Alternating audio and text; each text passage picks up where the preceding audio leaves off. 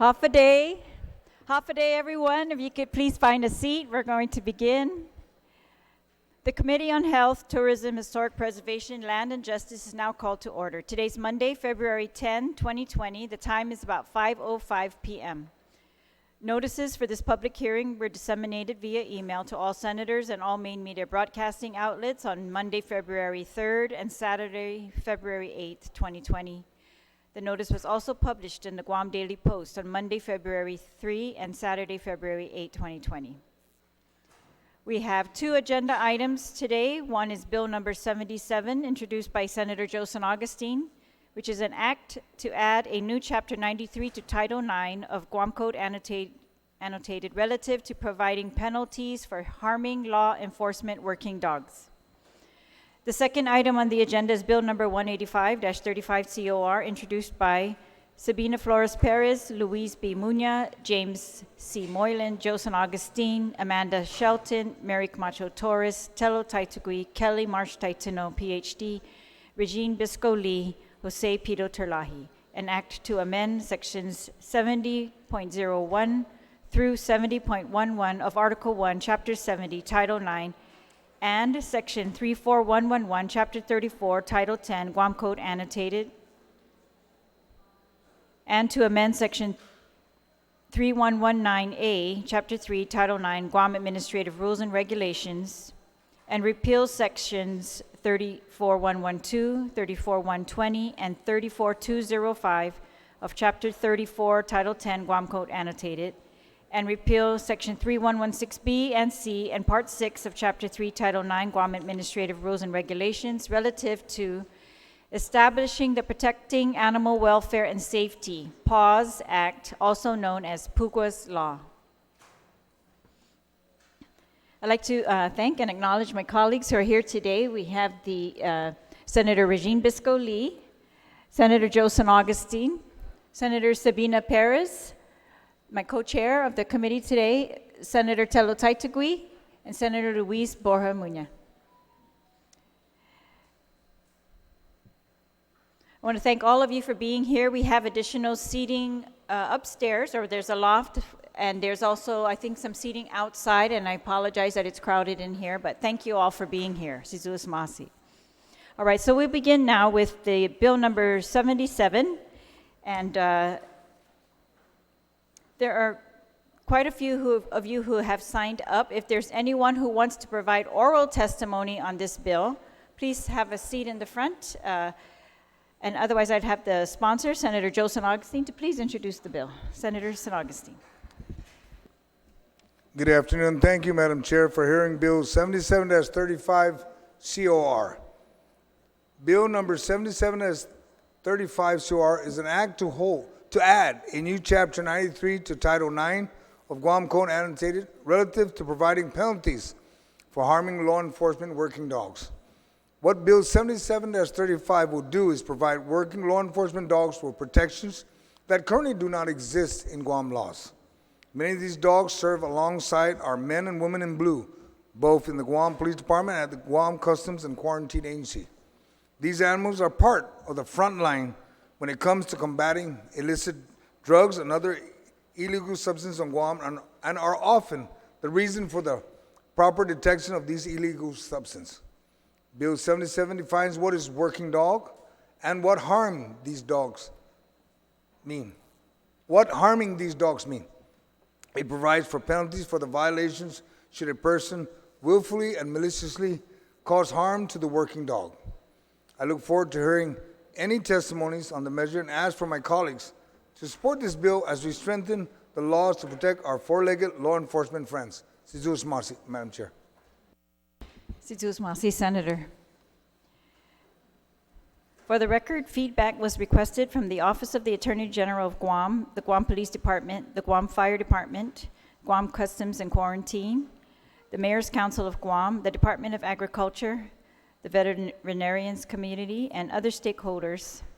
And prior to this hearing, the committee received written testimony in favor of Bill 77-35 from Joseph M. Cruz, Customs Officer 3, former K-9 handler trainer from 2004 to 2006, and instructor from 2006 to 2013, and from Mr. David Silva III. We'll now accept testimony from those who are present. I'm going to start with the chief. Chief, I know, if you would like to begin. Chief Ignacio. How are you, Senators, and good afternoon. So what I do is I have my command staff with me today. So I have Lieutenant Flickinger, who actually brought this matter to the attention of the 35th Guam Legislature. And so we'll defer to him. Also have Major Fred Chargliff and Lieutenant Troy Lizama. He's one of our master trainers and handlers. Thank you very much, Chief. If you could again state your names for the record when you are going to testify, please. Hafaday. I'm Lieutenant Flickinger from the Guam Police Department. And a couple years ago, with all these things that have been happening with the cruelty to animals and things in the civilian world, I did some research and found out that the laws pertaining to animal cruelty were not as stiff as they should be.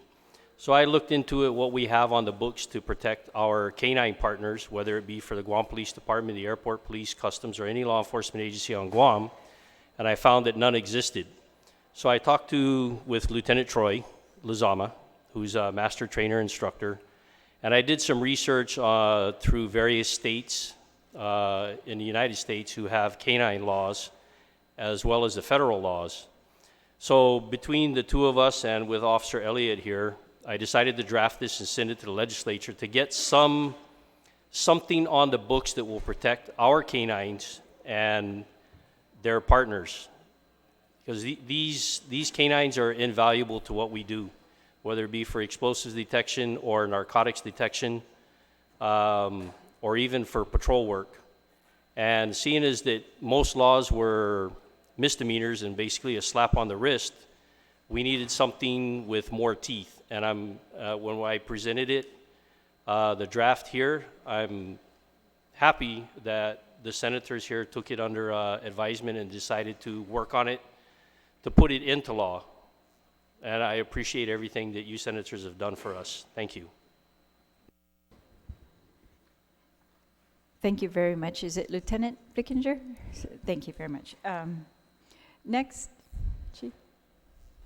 So I'm going to ask Lieutenant Troy Lizama to kind of give an overview of the costs associated with our canine working dog in the police service. Thank you. Half a day, everybody. My name is Lieutenant Troy Lizama, and like the chief said, I'll be giving an overview about the costs associated with the obtaining of the canine. The more recent purchase through the Guam Homeland Security for 2 explosive canines, the average, depending on the purpose, and I'm going to explain purpose, they have single purpose and dual purpose. Single purpose means it can only detect one odor, or a discipline rather, and on a dual purpose it can be odor and possibly like patrol work or any other type of discipline. So we were able to obtain 1 dual discipline canine and 1 single detection odor canine. Each of the canine for the single protection detection was in the area of, if I'm not mistaken, I looked at the old PO, about $15,000 minimal, and we were able to speak with the people who sold it to us in Kansas, and that's minimal. But if you would like to go on the website, Google, an average is in the area of $25,000. These are trained dogs, just waiting for trained handlers to take them out to help assist the community. Thank you very much, Lieutenant Lizama. Yes, ma'am. Good afternoon, Senators. My name is Major Fred Chargliff. I'm the Investigations Bureau Chief. What I wanted to discuss is that, these kind of laws for these type of working animals, or in this case, our canines, it's not something that's new or unusual. This is something that happens, all over the United States in the police departments in the continental United States. I've visited, the San Antonio Police Department and the Los Angeles Police Department, and it was actually more for a fusion center brief, but they actually had canines that they're assigned to they actually, to the extent, and we're not there yet, and this is one thing I want to discuss with the guys, is the work that these canines do is literally what an actual police officer does. So if they're going to be like a narcotics dogs, they're going to search a vehicle. They're going to be searching a vehicle like a police officer would, an actual human police officer. The difference is because of their sense of smell is that much higher, so they're going to use their sense of smell versus, so they operate literally just like, a police officer. So it would be no different than, passing laws that would make it a crime, a felony to assault a police officer. Well, that canine is serving that same purpose. He puts his life on the line, just like if an officer is carrying a firearm. So this is something that, again, like I said, is that I visited 2 states, and they have laws that are exactly like what Lieutenant Don Flickinger has proposed here. So again, it's something that we all here that are here to testify, and the guys and the personnel that are here to support it, is there because it is. It needs so that we strengthen it to make sure that we don't just protect the officers that are there, but protect our fellow, canine officers that are going to be assisting us. Thank you. Thank you. Senator Terlaje, thank you very much again for allowing me to speak. And so one of the other, some of the other things that have to be considered as we move forward with this proposed bill is some of the other costs associated with the care of a canine, a police working canine.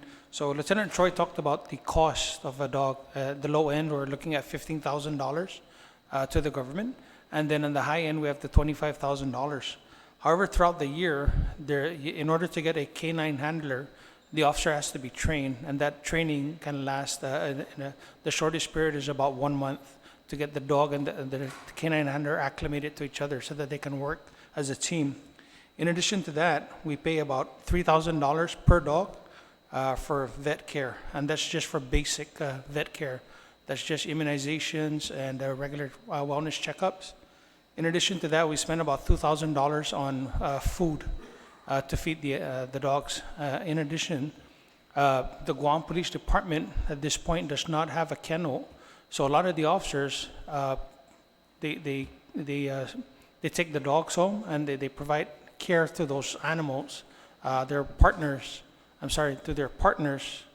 when they're on duty or off duty. Their partners go with them at all times, and so there's added costs that the officers incur out of their own pocket. And so this is something that I'm working on right now, and we're looking at exploring other opportunities, probably with either maybe the airport, the kennel that they have, or even the customs, to see what opportunities we have to kind of go into a joint partnership so that we can store and kennel some of our dogs at their facilities, understanding that they also have their mission to fulfill, and they also have their dogs to take care of and their partners. So I'd like to thank the members of the 35th Guam Legislature for finally bringing this bill for a public hearing so that we can move forward in passing some legislation to protect our canine partners. Thank you. Thank you, Chief. How many working dogs do you currently have? 6 currently? We have 6 at this time. Are you procuring any? Are you in the process of procuring any more right now? We're exploring possibly federal grants. The federal grants is what has been the funding source that we've used out throughout the years to purchase these canines. All right. And do you have any other working animals besides dogs? No, ma'am, not that I'm aware of. All right. Thank you. And next. Hi, thank you. So basically I'm David Elliott. So I'm a canine handler. So basically everyone spoke about, what we have with these dogs and how expensive these canines are. And especially when Major Fred brought up the fact that we're in 2020 now, so we need to catch up with some of the laws, especially with, I know we have the animal cruelty law that's coming up after this, which is a very important law. And maybe to some people, they don't look at these animals as humans, or they're not humans, but, they're animals, right? They're mammals, so they breathe and they eat and drink the same. So basically, I'm just glad that Senator Snogstein, we were able to bring it up to you and finally bring this thing to the legislature. But everyone pretty much already talked about what we need about the bill. Thank you very much. Are you also with the Guam Police Department? Yes. Thank you very much.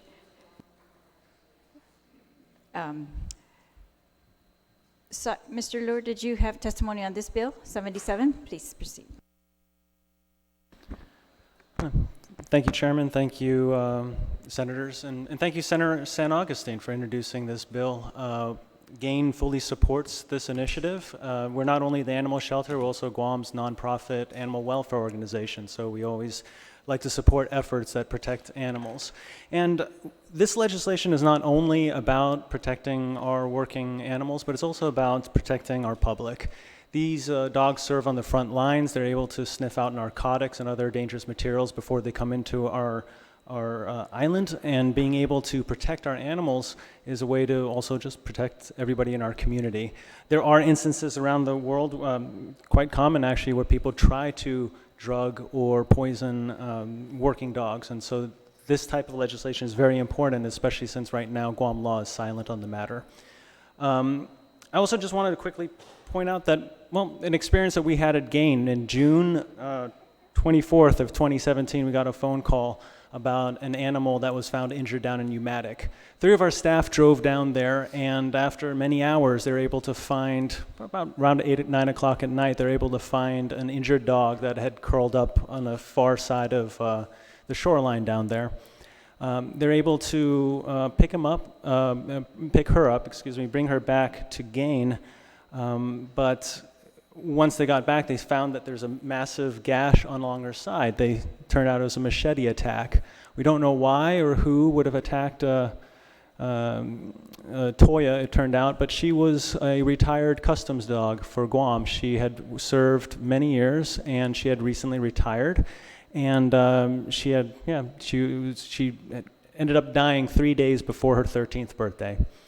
And so it was heartbreaking to see that, particularly because when they were carrying Toya back to the car to drive her up to GAIN to see if there's anything we could do, they stumbled a couple of times. And when they stumbled, she would lick their hands because they were carrying her in a sheet. And it just kind of shows the connection and the love that these working dogs have for humans, because after everything that happened, they still trusted people. After everything that happened, they still cared about the people she still cared about the people that were carrying her. And so there's a very strong bond that these animals have with their handlers, with people in general, and it's just incumbent upon us to return the favor and protect them. So thank you very much for this forward-thinking and strong bill, and we fully support it. Thank you very much, Mr. Lure. I'd like to also recognize the presence of Senator James Moylan. Senator, thank you. All right, and Mr. Uggett? Hafide, and thank you, Madam Chair, and all the honorable senators sitting on this committee. I just have a short testimony. My name is Tim Uggan. I'm the Homeland Security Advisor to the Governor of Guam. On behalf of the Office of Guam Homeland Security, I'm in support of Bill 77 and all of Guam's law enforcement entities that have a canine division. And with this bill, any additional funding support that you and this body will be able to provide in order to have their programs thrive. Thank you. Thank you very much, Mr. Uggan. All right, I'm going to open up to questions from the panel. Is there any questions from senators? Senator Muña? Thank you very much, Chief, and everyone for being here today. I just want to know, how long has this the canine program been operating? Has it been? So the first canine that was established, at least during my tenure in the Guam Police Department, is 2004. I've heard from the late Colonel Regis that they did have a canine unit way back when, but I don't have that specific date. But as far as in my tenure in this 30 years with the department, it's since 2004. Yes. And how many that you know of? How many canines has since retired? The first set in 2004 was 4 have retired. We are recently retiring another one due to it's actually Officer Elliott's canine. Unfortunately, that canine has cancer, And so we're trying to let her be a dog for the rest of her life, the remaining part of her life, and we're working with that. I already sent the memo to the chief and dealing with it. What I wanted to point out is that these dogs currently on the books through GSA are considered equipment. So we got all this testimony and we have all this emotions, and we know how important the bond it is between a human and a dog, but yet they put their life on the line because they know no loyalty but just to us. And so I was wondering, we'll be working on something, some type of information to change Change that, the language. to recognize, like how Major Fred had just pointed out with the other law enforcements in the United States. So when you retire a canine, who's the one who determines that it's time to retire It'll a be canine? a certified vet. Okay, so Yes. it's not just dependent on their age, but also their ability to perform. Yes, Senator. Yeah. What is the average time that a canine serves? With I would say 10 to 12 years. Typically, with the dogs that we've purchased, they would guarantee or warranty it up to 5 years. But depending on the type of dog, and when I say when you have a patrol dog that bites versus another dog that just sniffs, the likelihood of the patrol dog is more likely to retire sooner because of all the stress that it endures through the training and efforts on patrol work. So the nature of this bill, the way I'm seeing is the penalties against people who harm working dogs. Do you think, I mean, it's going to be hard to determine if a dog is a retired officer or not, but do you think that the penalty should still stand even beyond its service, or I mean, how do you think we can manage that? Like if someone, I mean, how would they knowingly, first of all, how would they knowingly know that this animal is a retired officer? And if they did and purposely harmed that dog, should that penalty still stand even as a retired? So, Senator, I think that's something we didn't consider, but that I think that'll be something that can be considered, and we can go back and look at some of the other laws in existence in other jurisdictions and in the federal government, and see how they treat the cruelty to these animals beyond retirement. But I would highly suggest that I think that's a great idea on your part to just continue that making it a crime beyond just their service life, but even into retirement. Right, So I thank you for that. Because Toya was a retired officer, right? And still, she served the best years of her life to the department, so she should still get that same type of recognition even beyond retirement, right? Yes, Senator. I believe so too. Thank you. Thank you, Senator. Senator Taitugui, on this bill? Yes. Thank you, Madam Chair, and good evening, everyone. Thank you so much for being here, and thank you, Mr. Officer Flickinger. You did most of the research on this bill, according to your statement that you looked at other jurisdictions, like my previous colleagues have mentioned. And based on that information, were you able to incorporate the majority of what you want in there? Is there anything different in this legislation that you would hope to put in this legislation like other jurisdictions? The only thing I would like to see expanded on just a little bit is to cover all law enforcement agencies, if it's not already written in there, to cover all law enforcement agencies for their service or working dogs. Okay, I think the author of the bill has heard that one and probably is going to incorporate that too. So that's a good analogy there to incorporate. The other one is, you mentioned, Chief, that it was $3,000 a year. You didn't mention if it was monthly or yearly for vet cost. Yes, I believe year? it's $3,000 per dog per year. And then Yes, and that's just for basic. per dog. Okay. That's just for basic care. And the other one is, you're not quite sure yet on an estimate cost for those officers who are taking these service dogs home?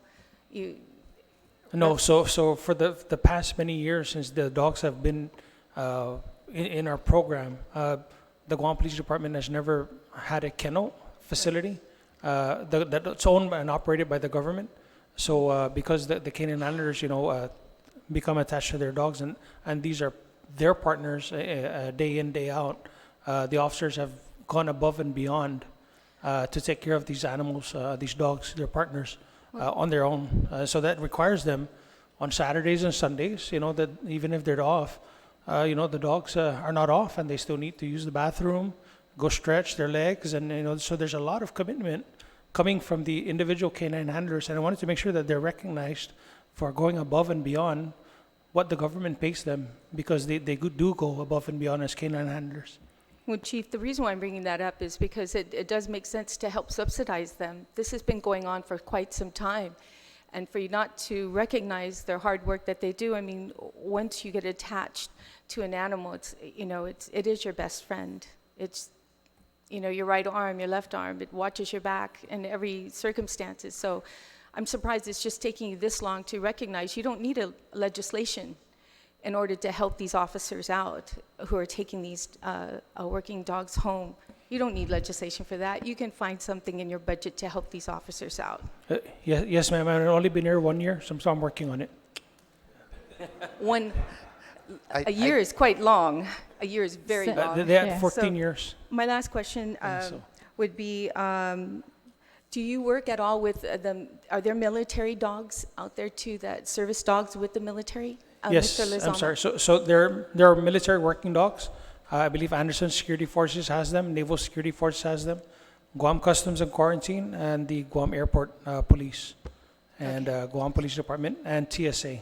Okay, I appreciate it. Thank you, Madam Chair, for the opportunity. Thank you very much. Senator Lee. Sujasmasi, Madam Chair, and thank you so much, gentlemen, for being here and for providing testimony on this bill.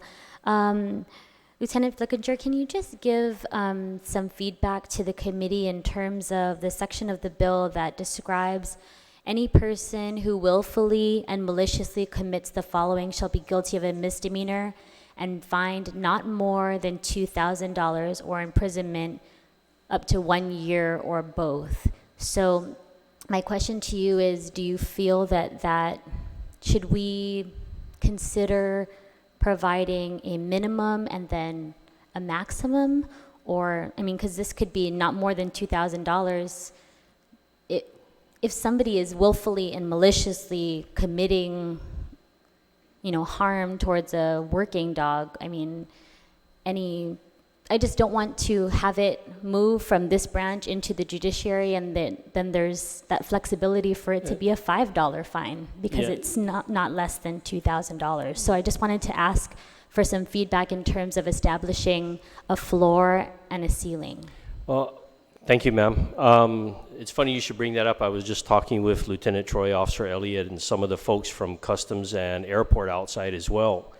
And we kind of tossed that around where not more than, and you're right, it could be a $5 fine or a $50 fine and maybe a suspended sentence. But if they're willfully going to harm a service dog or a canine or one of these guys' partners, I do agree that there should be, you shall pay this amount, start from there, and say even $1,000 or even the $2,000. If you're found guilty, this is what you're going to pay. Because if one guy gets $5, the other one gets $20, what good is having the law on the books? What we're trying to do is make it a lot stronger to protect the canine handlers and their partners, because these canines do a lot of work for the people. They find the drugs, they find the explosives, they protect their partners. They're willing to give their life without even thinking about it. So as a law enforcement officer and as partners and everybody who loves animals, the fine should be strong, not just a slap on the wrist and see you later. So I do believe that there should be stiff penalties there, and we can open it up to Lieutenant Troy or even the Chief or Officer Elliott to see. I mean, the $2,000 is fine, but it's going to be that. And what would be your suggestion about creating a floor, so not less than $1,000, and then it could be. And that's why they bring it up, because at the end of the day, they're however we want to coin it, whether it's a service animal, it's a service canine.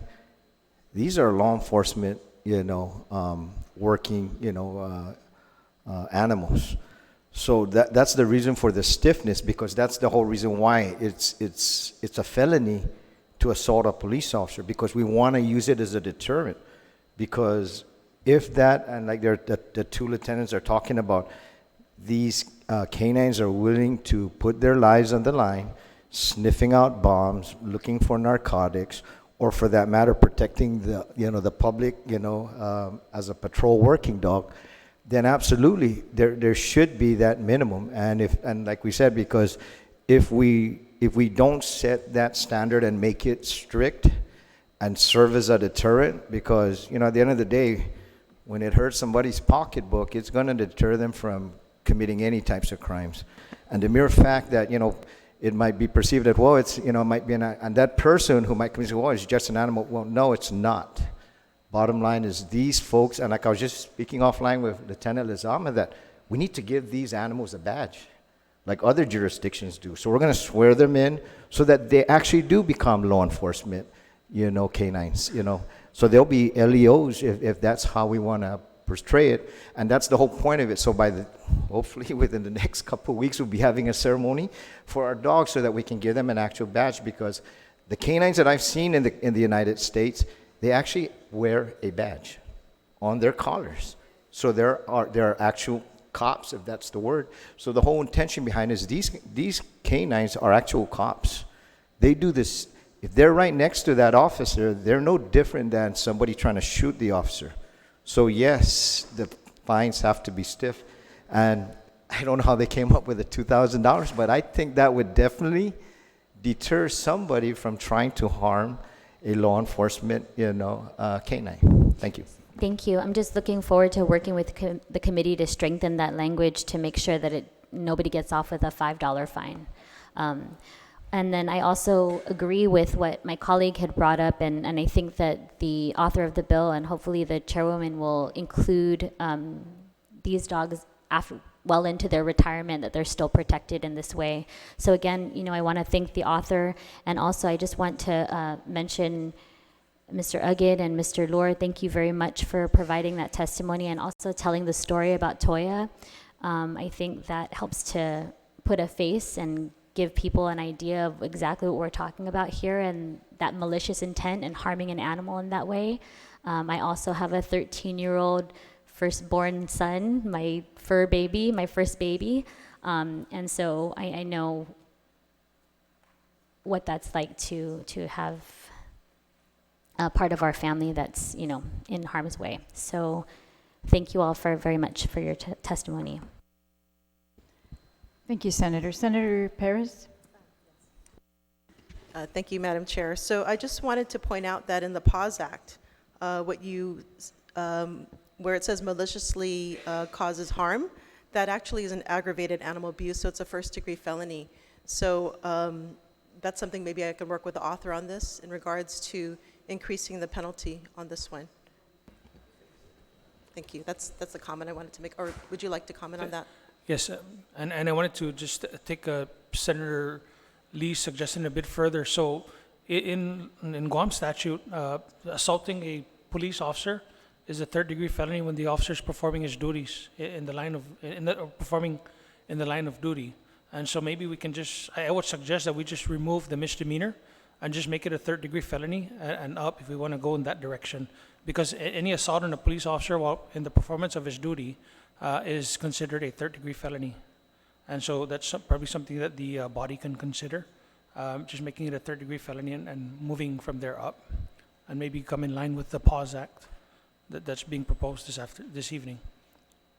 Yeah, and then I wanted to Senator Tidegui, I wanted to go back and circle back to about the building the kennel. So you got to remember that. So one of my challenges with building a kennel, of course, is making sure that we have sufficient funding, because the cost to build a kennel, I'm sure is not going to be cheap. And then there's we have to find the land to build the kennel on. There's something that I don't own. I don't have any real property that I can explore at this time for building a kennel facility. So that's why I'm exploring co-sharing with customs or airport, whoever's got facilities. But I am moving forward, and I've talked to Lieutenant Troy and Lieutenant Don about this already, is that we need to work on a plan to find out what it costs to build a proper dog canine facility. That doesn't just include housing them, but also a proper space for the actual training of the dogs so that they can maintain proficiency and certification. Thank you, Chief.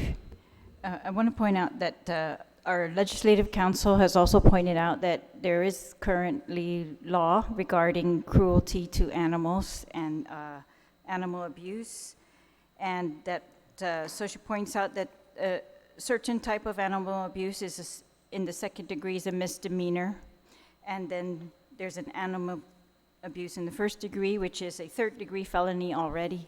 And so she's asking that we have to reconcile this bill with the existing law to make sure that these penalties are coordinated. Yes, ma'am. All right, Senator Moylan, did you have a question on this bill or comment? Thank you, Madam Chair. Thank you to the panel. Chief, I recall the days when we used to have the black and whites and it had canine on it also. It was a little bit not too long ago, but when we had the canine actually written on the vehicle, so we knew it was a police vehicle with canine units in there.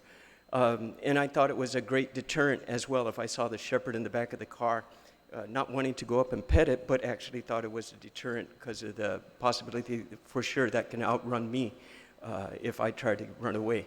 So thinking of that, you may have mentioned, but what's your projection on growing the canine unit? Of course, if money was available, how do you feel about that?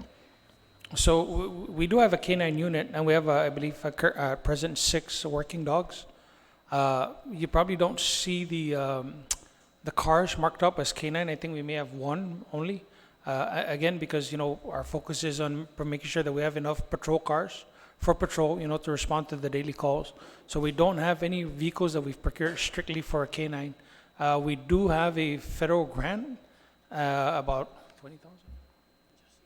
Yes, so somewhere around $20,000, and so we are going to be using that federal grant to outfit one of the SUVs that we'll be getting soon, so that it'll be strictly for use for the canine, at least for one of the dogs.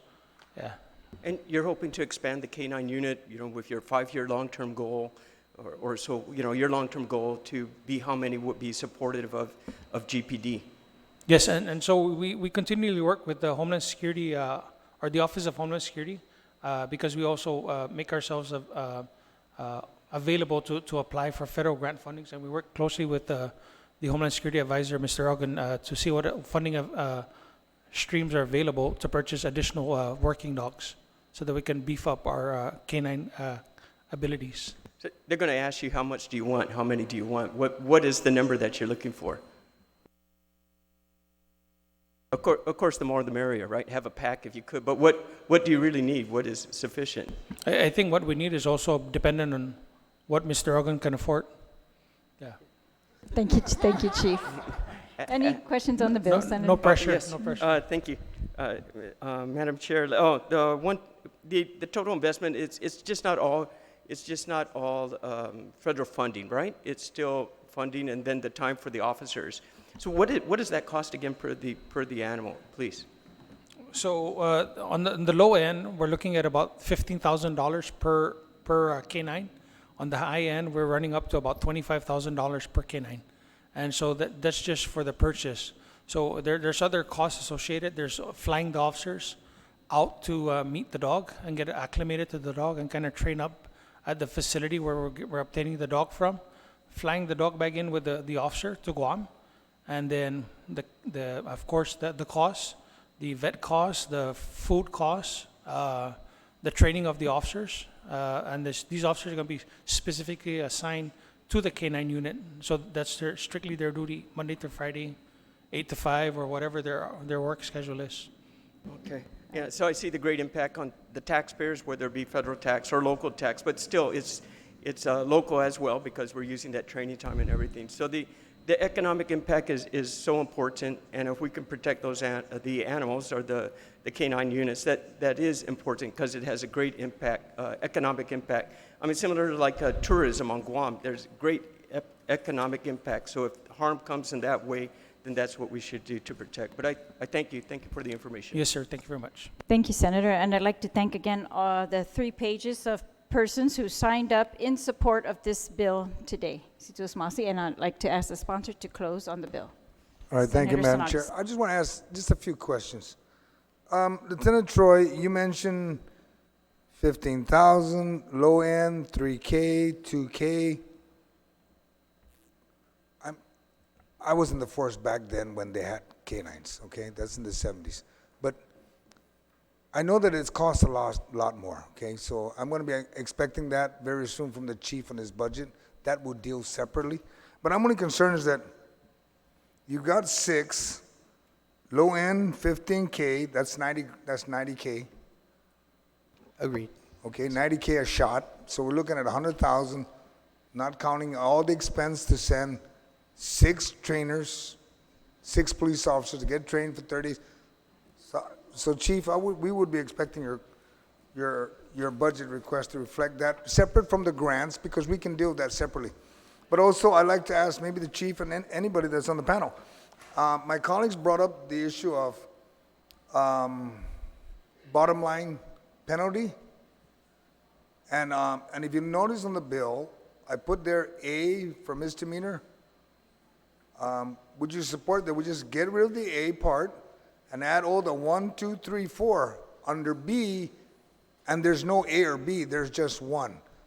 You commit the offense, remove the word shall be fined no more than, no, you'll be fined 10K or in prison for 5 years or both. I mean, you know, if you want to talk about stick it to the pocket, then stick it to the pocket up front.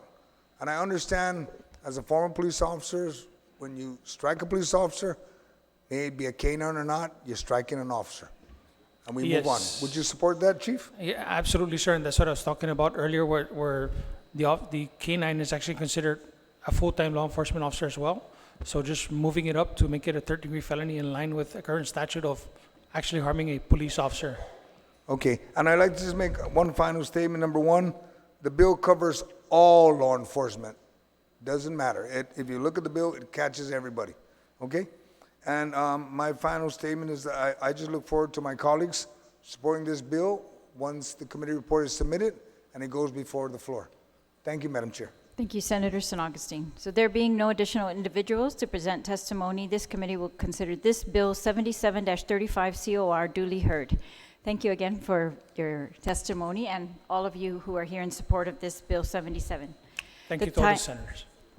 The time is now 5:47 p.m. and we are going to move on to the second agenda item, which is bill number 185-34, the relative to establishing the Protecting Animal Welfare and Safety PAWS Act, also known as PUWA's Law. And that I would ask Mr. Luer, if you were going to testify on that bill, please have a seat. And is there a representative from GPD on this bill? All right. If not, we will. All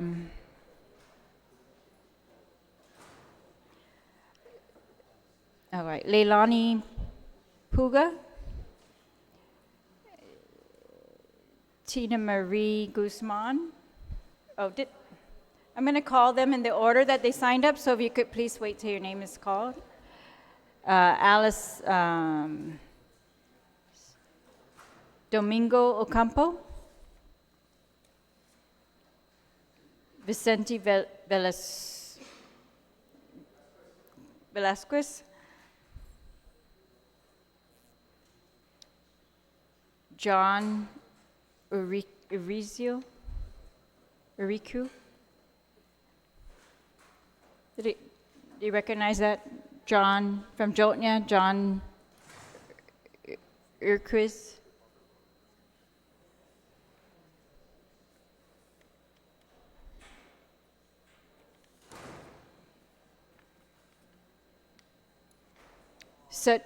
All right, we'll stop there. Setfree, you'll be next after this panel.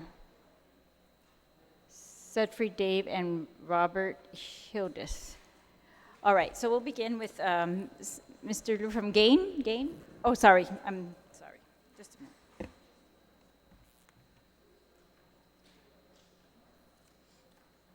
All right, before we hear from the panel, I'm going to ask the main sponsor, which is Senator Sabine Sabina Flores Perez to please introduce the bill. Senator Perez. Thank you, Madam Chair. I just would like to start off by saying thanks to Senator Terlaje for holding this public hearing, and I just want to let the public know that when this bill was first introduced in July, there was a backlog due to the budget process. When it finally got referred to her in October, she was very proactive to me and reaching out to me and other stakeholders to set up a meeting.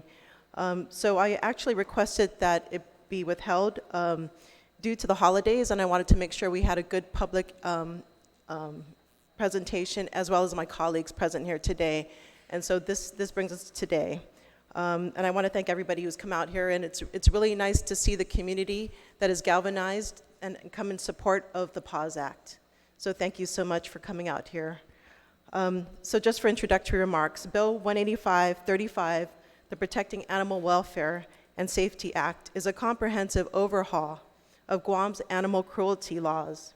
I thank my co-sponsors, Senator Muña, Senator Moylan, Senator San Agustin, Senator Shelton, Senator Torres, Senator Taitigui, Senator Marsh, Taitano, Senator Bisco Lee, and Senator Jose Terlaje. Bill 185-35 is a response to the increasing number of animal cruelty cases seen in our community. It aims to strengthen our laws to properly protect animals while providing the tools necessary to educate and rehabilitate offenders. To accomplish this, the PAWS Act focuses on 3 key areas: defining different forms of animal cruelty, providing for pre-conviction processes, and establishing post-conviction processes. The first part, regarding different forms of animal cruelty, runs from section 70.10 through 70.10.14. It follows a general structure of our current laws, but potential loopholes have been closed, and outdated language has been changed.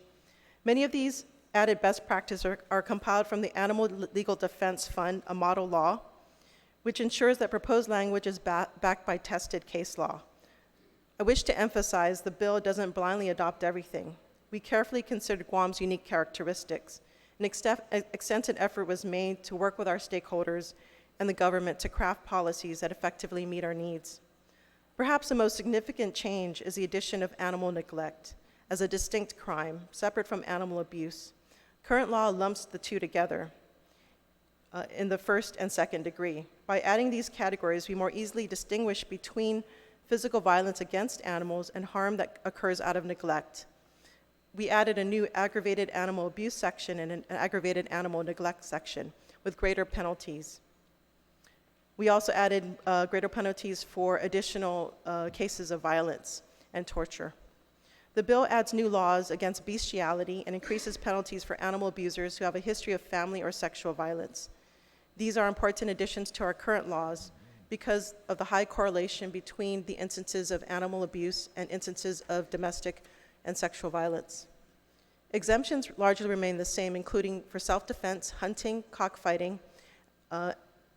Given the potential for controversy and opposition, I felt it prudent to leave out cockfighting regulations. As we know, the federal government has banned this.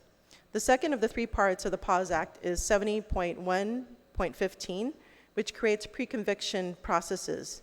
It is here that the bill creates proper procedures for going into private property and confiscating and impounding an animal, all while protecting the rights of a defendant. Both the AG's office and prior administration have noted that this language was lacking in the current law and leaves the authorities at a disadvantage when trying to enforce the law. Lastly, the third part of the PAWS Act, 70.10.16 and 70.10.17, which deal with post-conviction procedures and civil actions. It is here that the law promotes education and community service, as well as required mental health evaluations and treatment for serious violators. An offender registry is also established, and clearer rights are provided for when a person can pursue civil action in cases of wrongful death or injury of an animal.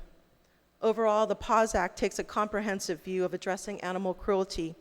It clarifies different forms of abuse, improves methods of seizing abused animals, and ensuring for their care, and provides for education, therapy, and treatment to aid in rehabilitating offenders. Once adopted, PAWS Act would be called Pugua's Law, in memory of Pugua, a Jack Russell Terrier Boonie mix who was found shot to death in the carport of a family's Jigo home on September 27, 2018. The alleged shooter was arrested and the case is currently ongoing. I thank Senator Muñoz for introducing Bill 48-35 to amend language in Guam law related to Pugua's killing. I also thank Senator Moreland, Senator San Augustine, Senator Shelton for co-sponsoring my bill 49-35, which aimed to make similar changes. These bills lead the way to the PAWS Act, which achieves the aims of both of those earlier bills and more comprehensively, updating our animal cruelty laws. I'm honored that they join me now on Bill 185-35. Most importantly, thank you to everyone who has come out today. Your feedback is crucial. Our laws must reflect our values toward preventing abuse and promoting animal welfare. With your support, we can make Bill 185-35 a reality. Thank you. Thank you, Senator Perez. I'd like to assure everyone in the audience and those listening that prior to this hearing, the committee has received numerous testimonies, and each of these written testimonies that have been submitted to my office have been provided to the sponsor and to all the senators who are here today. They will also be published in the committee report that will be a permanent record here on the legislature's website. All right, so they will always be available and you can look them up and we'll get the committee report up as soon as possible. One of the testimonies that we received was from Ms. Alexi Mapson, who is the owner of Pugua, for who the local bill is named in honor. All right, and so I'm going to ask that we keep our testimony to 5 minutes because there are many of you who want to testify, and we senators will also try to keep our questions as efficient as possible. So with that, we'll begin with Gain. Mr. Lure. Thank you very much, Senator Terlaje. Thank you all senators for attending today. My name is Cyrus Lure. I'm the president of the board of directors of GAIN, and in the interest of full transparency, I should also note that I currently work for Senator Perez, who authored the PAWS Act. And so GAIN, of course, fully supports the bill, and had a few comments to make about it, kind of walk through some of the strengths and ideas that we like in the bill, and then provide some examples, and I'll try to keep it as quick as possible. So first off, there's one common misconception that we like to point out is that there is no federal law right now that handles animal cruelty across the board across the country. The PACT Act was adopted in November of 2019. It is a step forward that outlaws extreme forms of violence towards animals. This is defined as crushing, killing, cutting, because there's a practice of creating videos based on those actions and selling them online. So a federal law was passed to ban that, but that federal law only applies to violence that happens on federal property or in the process of interstate commerce. And so local jurisdictions still need their own robust animal control laws, and that's what the PAWS Act attempts to do. The bill itself is really separated into 3 parts conceptually. The first deals with animal cruelty, the second is pre-conviction processes, and the third is post-conviction processes. Within animal cruelty, that's probably where you'll see the most changes. No longer will we have simply animal cruelty of the first degree and second degree. Now we're going to have animal abuse and animal neglect. And those two, you can kind of envision that abuse is what is physically done to an animal. It is an action that you take, a violent action against an animal, whereas neglect is care that you don't provide to an animal and the suffering that causes. And both of those, we feel, can have different penalties. So if somebody physically attacks an animal, then that should be a higher penalty than somebody who chains up their dog outside and doesn't provide it care. But we also add new aggravated classes for both of those categories. So if you chain up your dog and they suffer and then have permanent injury, we have a new, higher, steeper penalty that's aggravated animal neglect, and a similar one for aggravated animal cruelty, which would be purposeful torture and killing of an animal. And so the language there really addresses the cruelly kill issue that came up. We feel that when the felony charges against the killer of Pugua was unfairly tossed out. So this addresses that, and hopefully it can strengthen the law moving forward. Additionally, within this section, we deal with animal fighting. So it's no longer going to be called dog fighting, it'll be animal fighting. Cockfighting is exempted because we recognize that including it would create a controversy and it would delay action on the rest of the bill, and we really cannot wait any longer to update our animal cruelty laws. We recognize that the federal law trumps anything that we can do here, and so that addresses cockfighting, and then the PAWS Act itself focuses on all the other elements of animal cruelty that really need to be updated in Guam. Within animal fighting, it's expanded because there are, in the U.S. South right now, is a growing movement of illegal hog-dog fights where you pit a boar with tusks against a dog, and see which, it's a blood sport, and you see which survives. It's a horrific practice, and we want to make sure we outlaw it here before it's established here as well. In this section as well, we outlaw bestiality. I know that is a uncomfortable, some people even think humorous topic, but it is very serious. It is, Guam right now has a dubious distinction of being one of the only places in the world where bestiality is completely legal. But it has a very high correlation with sexual assault and other very serious crimes. A number of recent studies have just found that 53% of animal sex offenders have a criminal history of child sexual abuse and domestic violence. That's 53%. 34% have sexually abused children, and 28% are repeat offenders. And so, not only is this violence against an animal, but it's also a red flag, a sign of violence that would continue throughout our community in other forms. And so it's very important if we're going to open up our animal cruelty laws, makes common sense that we address this as well, because it's protecting some of our most vulnerable people and animals. The rest of this section, we address failure to render aid when hitting an animal. This is an example where we kind of tighten up existing language. This is current law. Right now, if you hit an animal and you don't pull over and find out who the owner is or provide care if you can, you'd be breaking current law. But unfortunately, the way the law is written right now, it applies to all animals, chickens, anything. And so the law, we actually improve it here where it's focused just on pets and livestock. And so there's many instances throughout this bill that we like the fact that it's really tailored for Guam and the reality that we have here. Within defenses in animal cruelty, corporations are also included, so that if somebody is tasked by their employer to kill an animal or eradicate a stray on their property, the company itself can also be held accountable. Euthanasia language is in there, and this might be the only place that at this point, that we'd recommend a recommendation.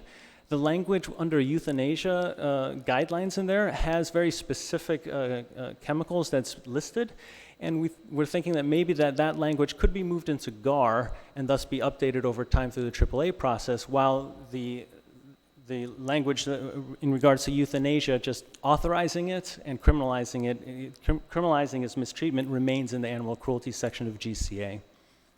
The remaining two sections, pre-conviction and post-conviction, are also very important. When Macon's Law was adopted during the 31st legislature, as Public Law 31-5, that was the last attempt at updating our laws. And when the governor signed it, he very specifically noted that we were lacking an entire portion of animal cruelty laws, which is how do you handle forfeiture and basically obtaining an animal that is somebody's private property. Constitutionally, you can't deny somebody of their property without due rights. But if somebody has not been convicted, how do you remove an animal from that property and make sure that the animal is protected, but the rights of the defendant are also protected? Current Guam law is silent on the issue. And so our personnel out there, GPD, animal control, they're taking on personal liability when they try to intervene and help animals. So the language that is included within this pre-conviction portion of the PAWS Act is tested through the courts throughout the country, and it's what's called really, some people call bonding and forfeiture or cost of care bonds, and allows somebody who is being charged to either pay for the continued care of that animal when that animal's in the care of the shelter, and thus maintain claim to that animal should they be found innocent afterward, or they can forfeit their rights to the animal. So they're not obligated to pay, but they do have to pay for the continued care of the animal, much as they should be paying if they were to keep the animal at home. Sorry. This section also includes reporting requirements for people, psychologists, licensed social workers, and attorneys who may be informed of cases of animal cruelty in the course of their work. And it also provides processes for terminating guardianship and just other means to be able to protect law enforcement when they're enforcing the law. And then post-conviction, we like the language in there that provides for mental health assessments and treatment for serious offenders of the law, required community service, and other elements and an offender registry, much like a sex offender registry for people who commit heinous animal cruelty crimes. And then lastly, there's language in there to allow for civil action should somebody's pet be harmed or killed by another. They don't only have to wait for criminal charges, but they can also pursue civil action. So those are the three major parts. Thank you for indulging me in delving into those, but I think it's important for us to kind of understand the background there. And just stepping back, I wanted to kind of emphasize that there are very serious implications and very serious impacts when it comes to animal cruelty on Guam and its current lack of enforcement. We see very high correlations between animal cruelty and domestic violence, sexual assault, family violence, child abuse. It is demonstrated time and again through studies over the decades, and you see a number of police forces around the country prioritizing animal cruelty cases. Because when you drive down the street, when an officer drives down the street, you can't see the violence that's happening behind closed doors, but you can see the animal that's horribly neglected out front. And if you're able to knock on the door addressing the animal in the front yard, then you're able to get your foot in the door and you're able to see the violence that's happening inside. And so a number of jurisdictions have started prioritizing animal abuse, and they're seeing that they're able to start addressing family violence, domestic violence much more quickly, and they're able to protect people. So animal cruelty isn't just about animal welfare, but it's about just a community's health. And so we feel that this is really a lost opportunity right now because we are not addressing it. The laws don't protect enforcement when they go out there, and this is really a way that we can start addressing these things very early on. And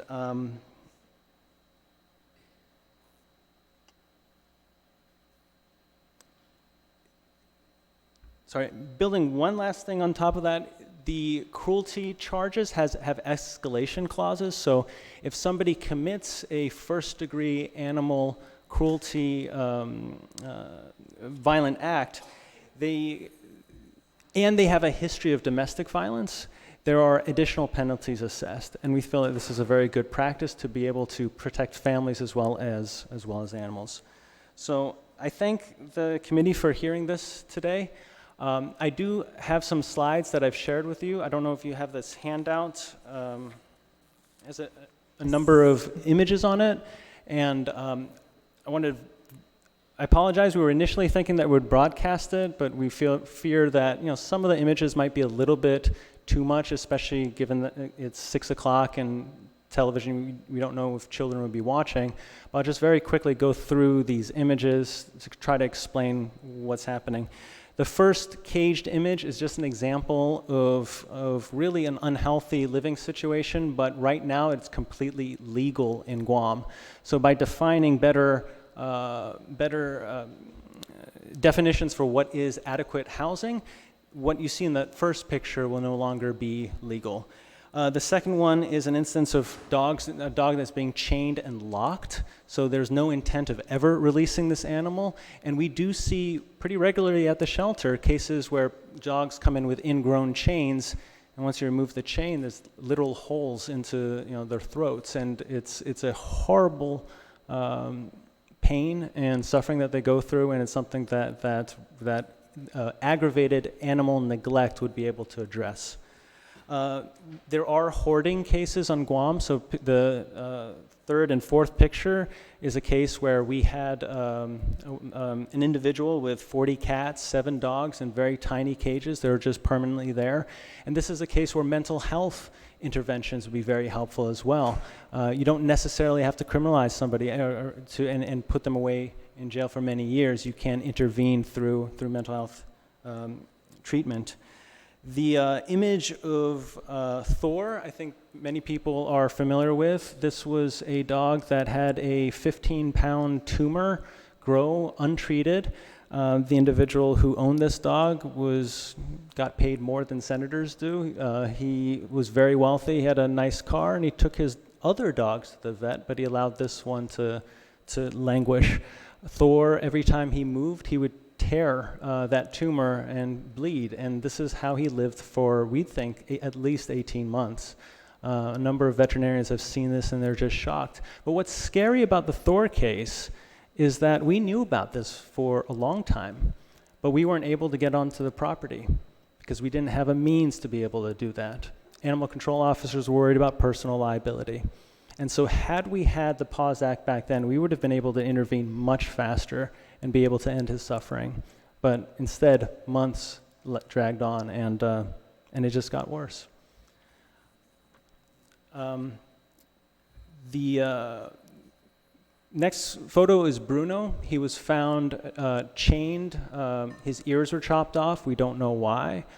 Broken bones. And this would be an example of both animal neglect, aggravated animal neglect, and aggravated animal cruelty. So you are able to charge multiple charges depending on what sort of violence was committed against the animal. The next photo is a dog, is a screen capture of a video that we have of a dog being hung up and skinned. This is dog meat, practice of preparing a dog and cutting off the meat. It is very rare, but it does exist in Guam, and it is a very horrible practice. One method of preparing the animal is to beat it with hammers so that it releases adrenaline, because the idea is that the release of adrenaline before the animal dies makes the meat taste better. And so there was a case about 1.5 years ago with an older Chamorro couple noticed something happening next door. They witnessed somebody beating a couple of dogs to death to get that adrenaline and then prepare the dogs for meat. And so this is an education thing as well. It is currently against the law, but the wording is awkward in current GCA, and so the PAWS Act makes it very clear that cats and dogs cannot be prepared for food. The next photo, the second to last photo, has two in there. The Pugwa case, of course, this was a dog that was executed in a family carport because of a judge's interpretation of the language. The felony charges were dropped. We don't think that's right, and so the PAWS Act hopes to fix that and prevent that from happening again. On the left-hand side are 2 dogs that were found hammered to death late last year. There is an individual that currently that charges may be pressed against them. There's a question of whether or not they can have the mental capacity to be able to stand a trial. But this person has a history of family violence, and the shooter of Pugwa also has a history of family violence. And so these are high-profile cases that just serve as examples again that there are very tight correlations between family violence, domestic violence, and animal cruelty. So if we can prioritize one, we can address them all. Now the last photo for me is probably the most difficult. It's a child dragging a dog behind their child riding a bicycle, dragging a dog behind him. We don't know if the dog died before or during the dragging, but we do know that the children were laughing when they made that video. And they shared it on social media because they thought it was okay. And so this is what happens, this is what we mean when we talk about cycles of violence.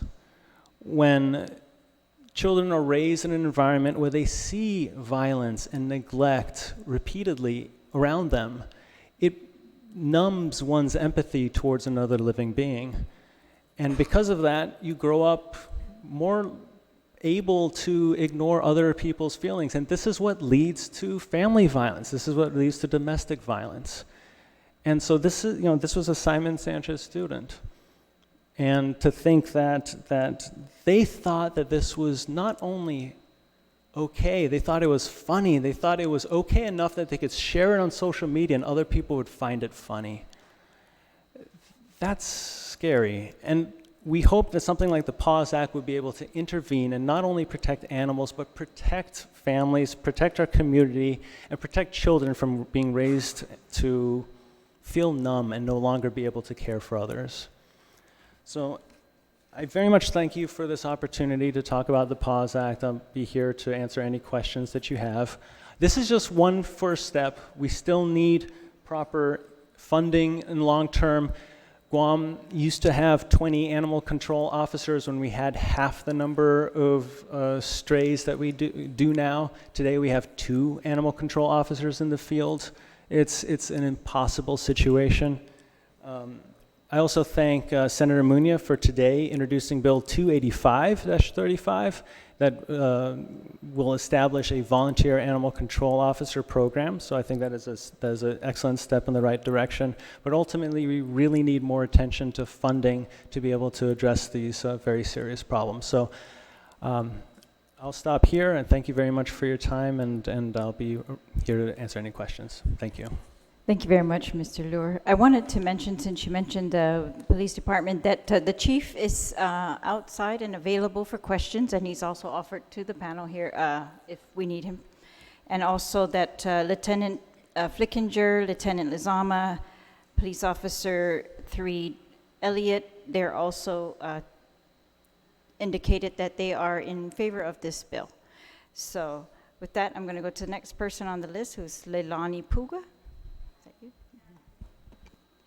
If I may, I didn't get a chance to pass this out. Could I just wanted to pass this out and I will explain during my story.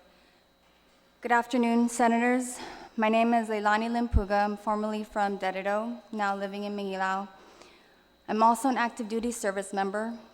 Growing up on Guam, I was raised in a mindset where animals were of no importance and that their lives had no meaning.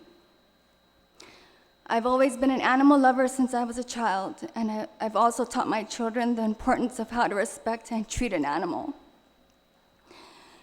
Now, being stationed back home with my family, I've seen how the animal welfare has worsened, and the government seems to constantly ignore the issues rather than face them and create a better solution to fix the problem. I moved back home in January 2019, and on May 14th, 2019, I've received a phone call while I was at work. I had answered the phone, and it was my husband on the other line telling me that Zelda, our dog, was dead. I was in complete shock and thought it was a joke and asked him if he was being serious. He replied again saying that she was dead. I immediately rushed home, and I was emotionally distressed during the drive. Once I came home, my kids were both upset, and as I walked inside our home, I saw her lifeless body lying on the sofa. Zelda managed to get out of our gated fence and was struck by a car and left on the side of the road. The unknown driver didn't have the decency to find her owners. She had a collar with her name tags, including phone numbers, and was microchipped. Bringing justice not only for Zelda, but to all the other animals that have succumbed to their death by hit-and-run drivers is the reason why I'm here today. I joined the rescue group Guahan Paws for Pets to help rescue animals in need, and over the last year, I have had many encounters with animal abuse, neglect, and abandonment.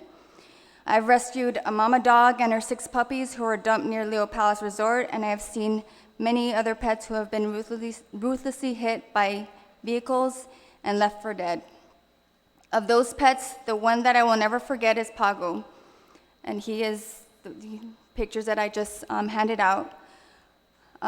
Pago was a dog who was hit and left for dead like many others, but a good Samaritan had picked him up but was unable to take him to a vet for medical care. I offered to take Pago because I knew that he would end up suffering if his injuries were too severe. Pago's pictures were posted on Facebook in hopes that we would find his owners. Once I brought him to the vet, they immediately started running tests and x-rays to see if Pago could be saved. He ended up with a broken leg that required surgery and thankfully no internal injuries. I wanted to save this sweet boy and agreed to the surgery. His owner was located, but unfortunately didn't seem too concerned about Pago. I was notified by the owner's family member that Pago was free to roam the family's property and this accident could have been prevented. After numerous attempts to contact the owner and waiting on how he wanted to proceed with Pago's medical care, I ensured that Pago received the appropriate care he needed. Our rescue group began to ask for donations to help pay for his surgery. There were several members of the animal community who sacrificed whatever bit of money to help Pago, while his owner knew of the extent of his surgeries but failed to reach out to me and be responsible for his pet. After Pago's surgery, his condition was stable and he was fairly improving. As the days went by with no word from his owner, I visited Pago daily because I wanted him to know that he was not alone and he had complete strangers rooting for him and giving him the love that his owner was not.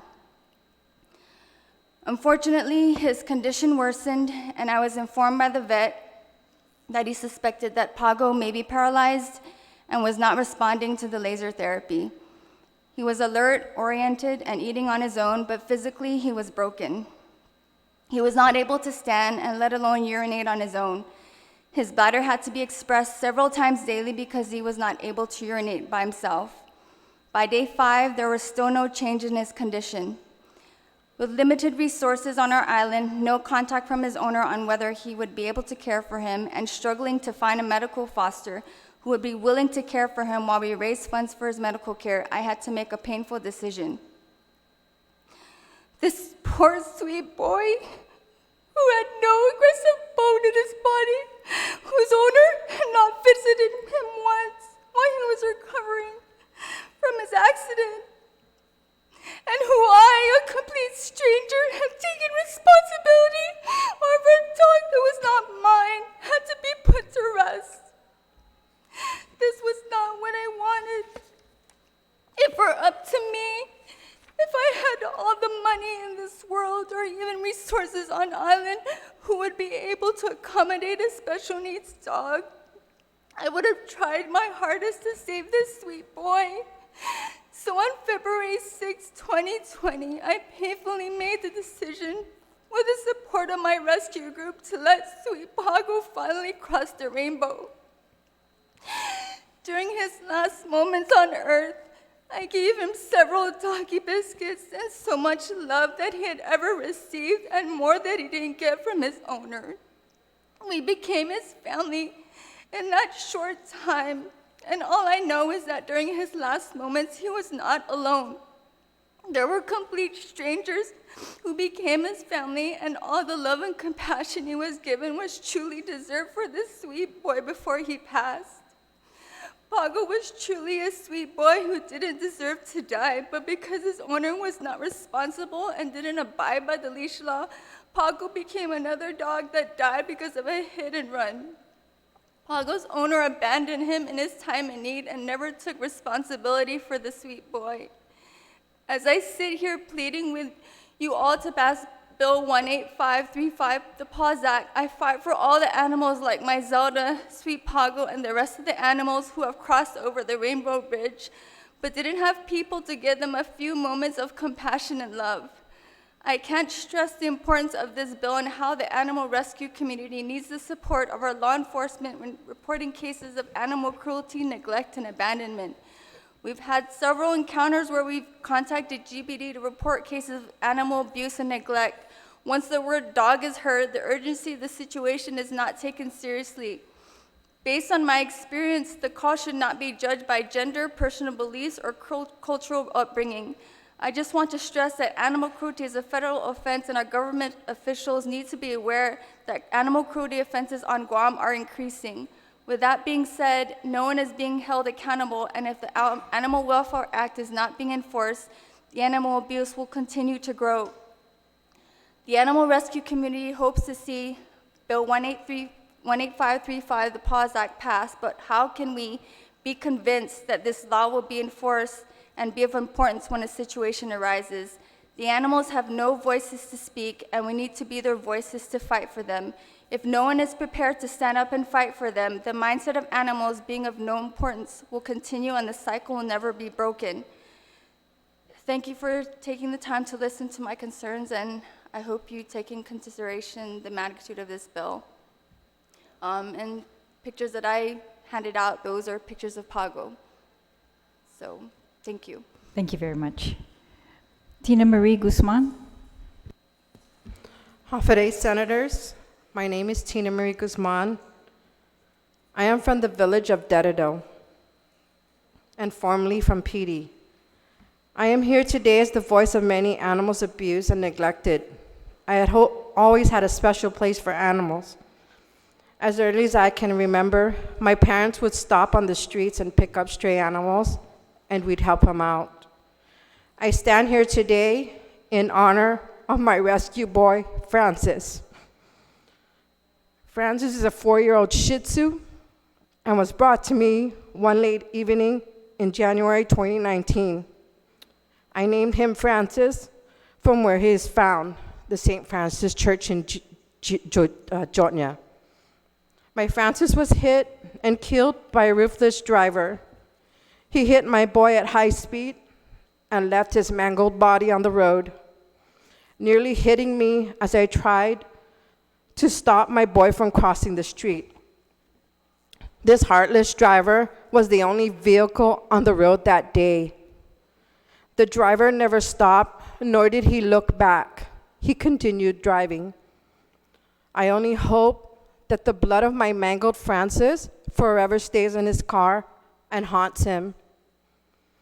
I formed a group on Facebook in 2017 in hopes of helping lost pets reunite with their family. Our group is called Guahan Paws for Pets. We have evolved into rescuing and saving injured, neglected, abandoned dogs and cats. Although our group is 600 plus strong members, we are outnumbered by the numerous animals in need. We are all volunteers and help each other, support each other in every way possible. We have seen the most extreme cases. We have had our share of cases whereas we just couldn't help the animal, and faced with the hard decision of humanely putting the animal to sleep. In November 15, 2019, our group protested at the intersection of ITC and Tamuning to show our frustration with recent news of Puga's killer's release and a not guilty charge. About 40 of us animal rights activists stood and displayed our signs of past animals abuse and our displeasure with our island leaders. On December 2019, I sent an email to almost all 15 senators present, and most of you present here today, to inquire the status of Bill 185-35. Today is February 10, 2020. Today I'm here in support of Bill 185-35. Today I ask from you senators, lawmakers, once Bill 185-35 is passed, how would the PAWS Act, Puga's law, be carried out and followed? How would this law be any different from the current animal cruelty law? Will this just be something written on paper and nothing more? As I compose this testimony today on September 3rd, 2020, our group is dealing with yet another animal hit by a car and left to die. That's Pago, the perpetrator driving away without a conscience. Luckily, a Good Samaritan stopped and took this fur baby. We currently have Pago. We named him that because of where he was found in Chalampago. But Pago's injuries were so severe that after 5 days of veterinary care and no progress, we were faced once again with the difficult decision to end his suffering. Pago was owned His death would have been prevented had the owner obeyed the leash law. We in the animal community are just frustrated with the lack of support from our island leaders and most especially law enforcement. We in the animal community have faced many instances whereas an animal has died due to our island leaders and law enforcement's lack of assistance. We would like to know, how will these laws placed upon us today be carried out by all our island leaders and law enforcement? Our hope today is to end animal suffering. Thank you again for your time. Thank you very much. Allison Hadley. Hi, Hafade. My name is Allison Hadley. I am the director for the Gain Animal Shelter. First and foremost, I want to thank everyone who is here to support both bills. And I want to take a moment to thank the senators for your time to hear everybody speak, because we are the ones who need to speak for this voiceless community, which is our island's animals. And when I say we, I don't mean those who wrote the bill or the staff at Gain or Animal Control. I mean we as in the entire Guam community, because at the end of the day, animal-related issues are all of our responsibility. Overpopulation, abuse, spaying and neutering, these are all issues that are all of our responsibility, these are all the island community's problem and responsibility. It does not and cannot only fall on the shoulders of the agencies who work exclusively with animals. And while GAIN does all it can to work closely with the AG's office, Animal Control, and GPD, the problem is far more complex and encompasses the whole island. It is too huge of an issue to fall on the backs of just one or two agencies. GAIN is the only drop-off location for all animals on the whole island. We currently receive around 6,000 animals a year, and we take in any and all strays, unwanted animals, abandoned animals, abused and neglected animals, animals that have bit somebody, and even confiscated animals due to issues with the law. We see neglect and abuse every single day at the shelter.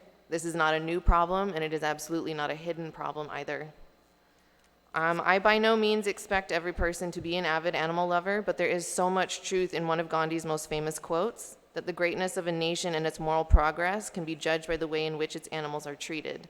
So with that in mind, I really think that we need to reflect on ourselves as a community. How do we see ourselves as a community? How great and morally progressive are we, really?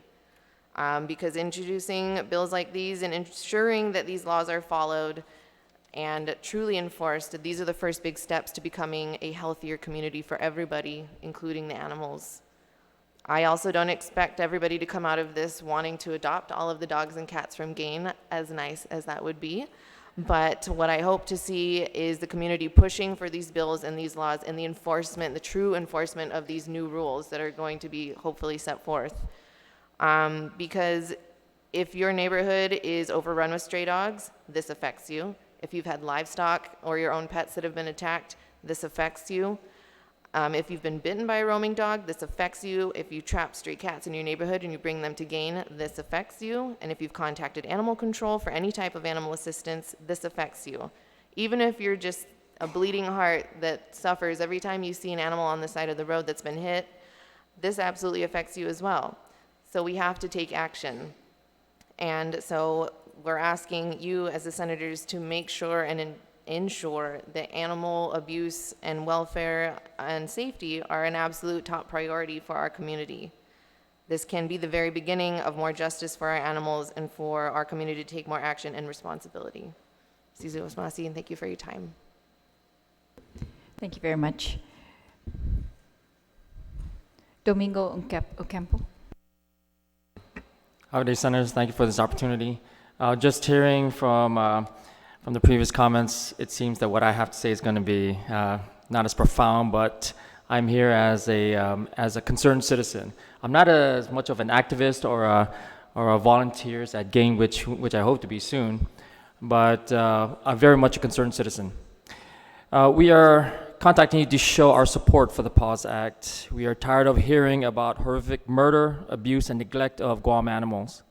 Headlines about Pugo, Bruno, and the Melaso pet poisoning are just a few examples of infinite number of heartbreak and extreme cruelty happening within our island's community. These tragedies are most troubling because as people with backgrounds in psychology and education, we know that these murders can be gateway offenses. There's also real concern that people can be caught in the crossfire. In some cases, perpetrators were trespassing on private property and guns were unlawfully discharged.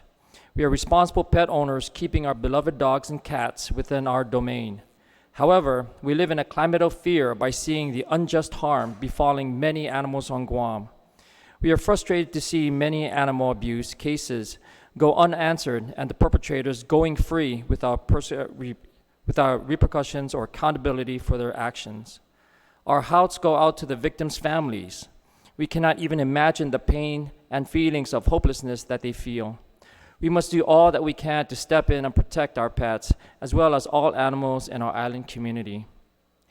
We are their voice for their safety and fair treatment. They give unconditional love and do not ask much in return.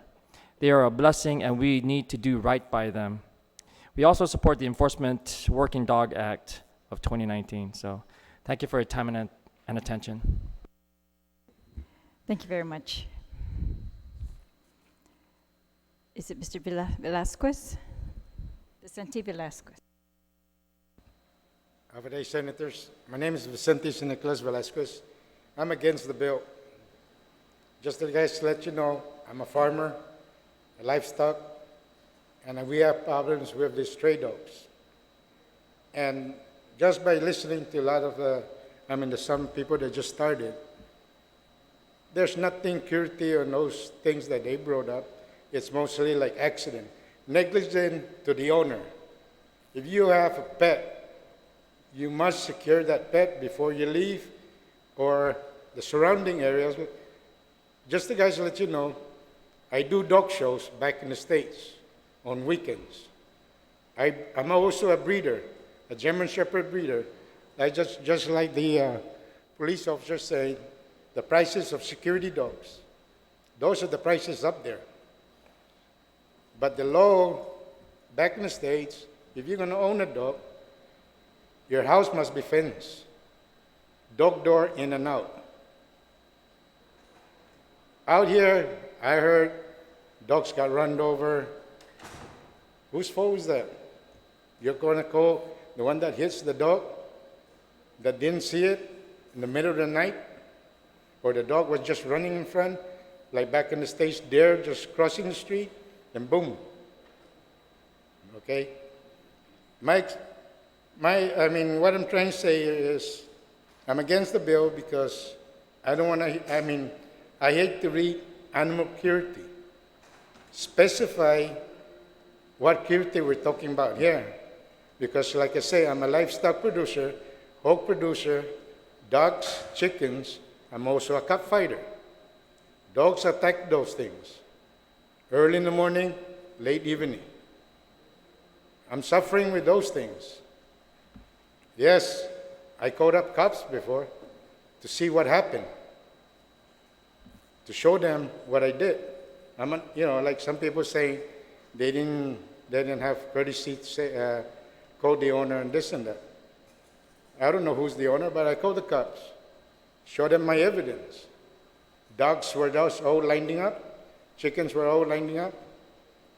So I just got this information last night. I didn't read everything about it.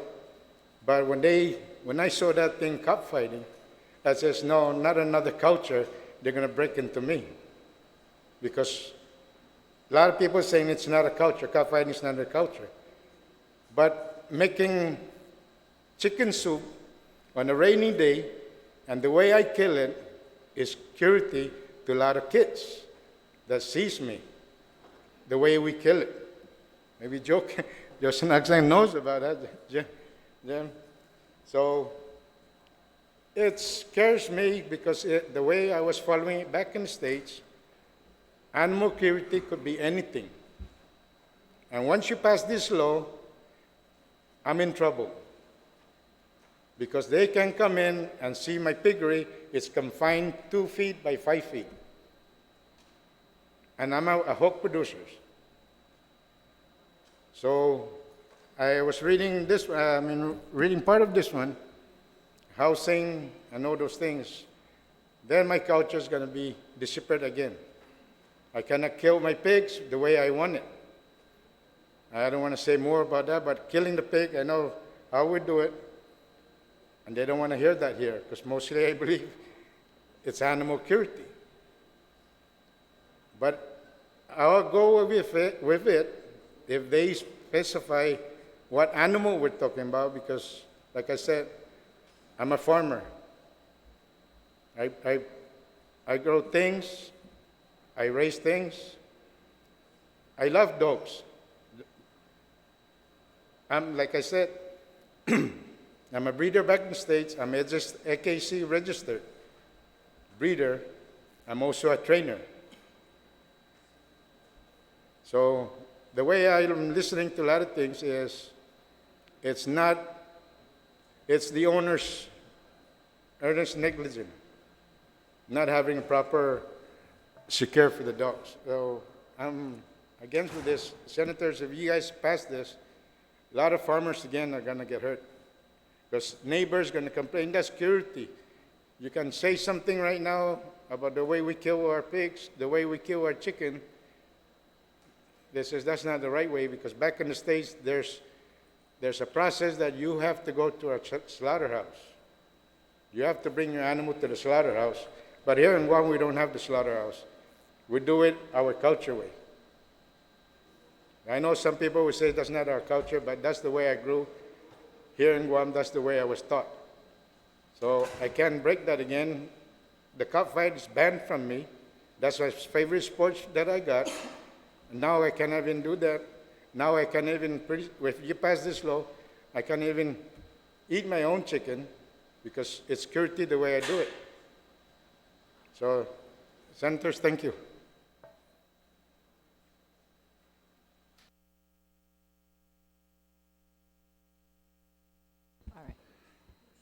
All right, Senator Perez. Just going to clarify which animals are covered by this bill.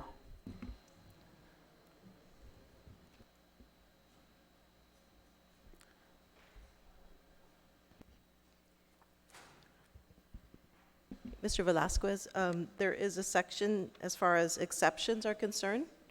So it does not apply to the proper killing of animals for food.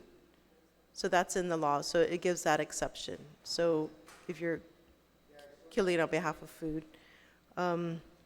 Also, the law does not address cockfighting either. So that's not in this bill.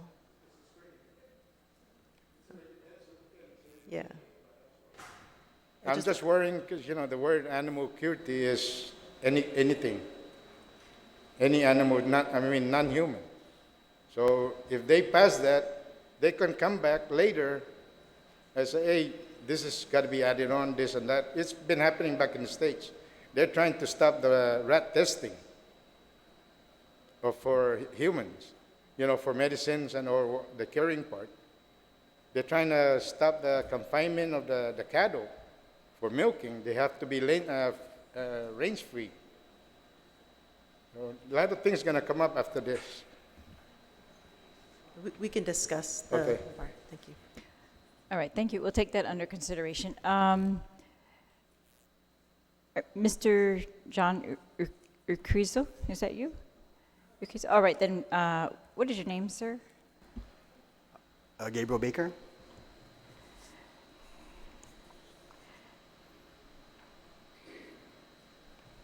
Did you sign?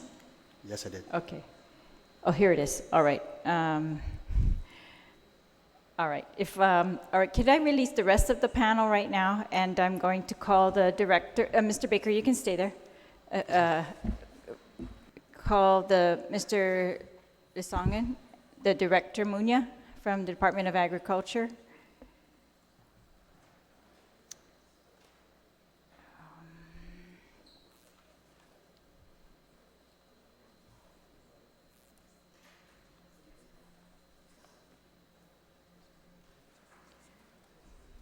Dave Duenas.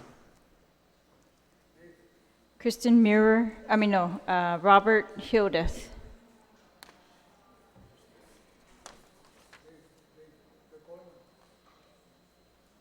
and Derek Johnston. If I haven't called your name, many of you signed up in support of the bill, but did not sign up to give testimony today. So I'm just, we're going to proceed.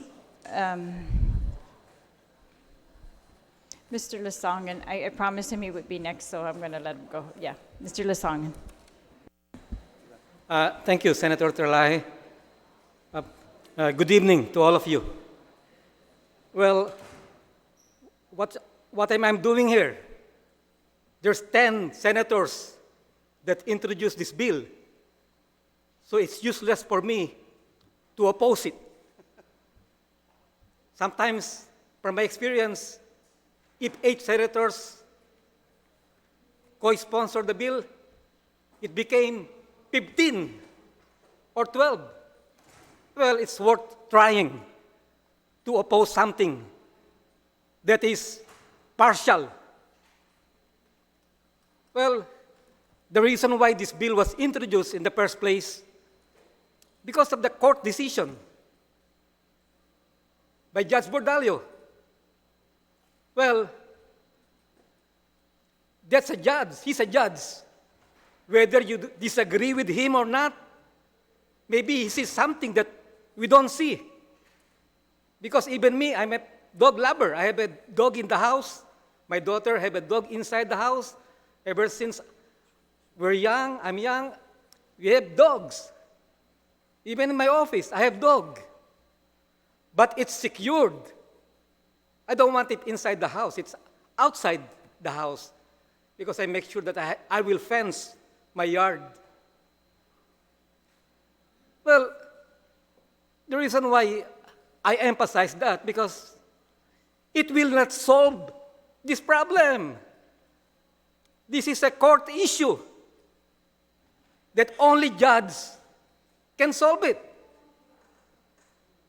What will you do if you don't agree with the judge's decision? Hey, you tell your lawyer, let's appeal. You know, because judges are fallible and imperfect person, just like most of us.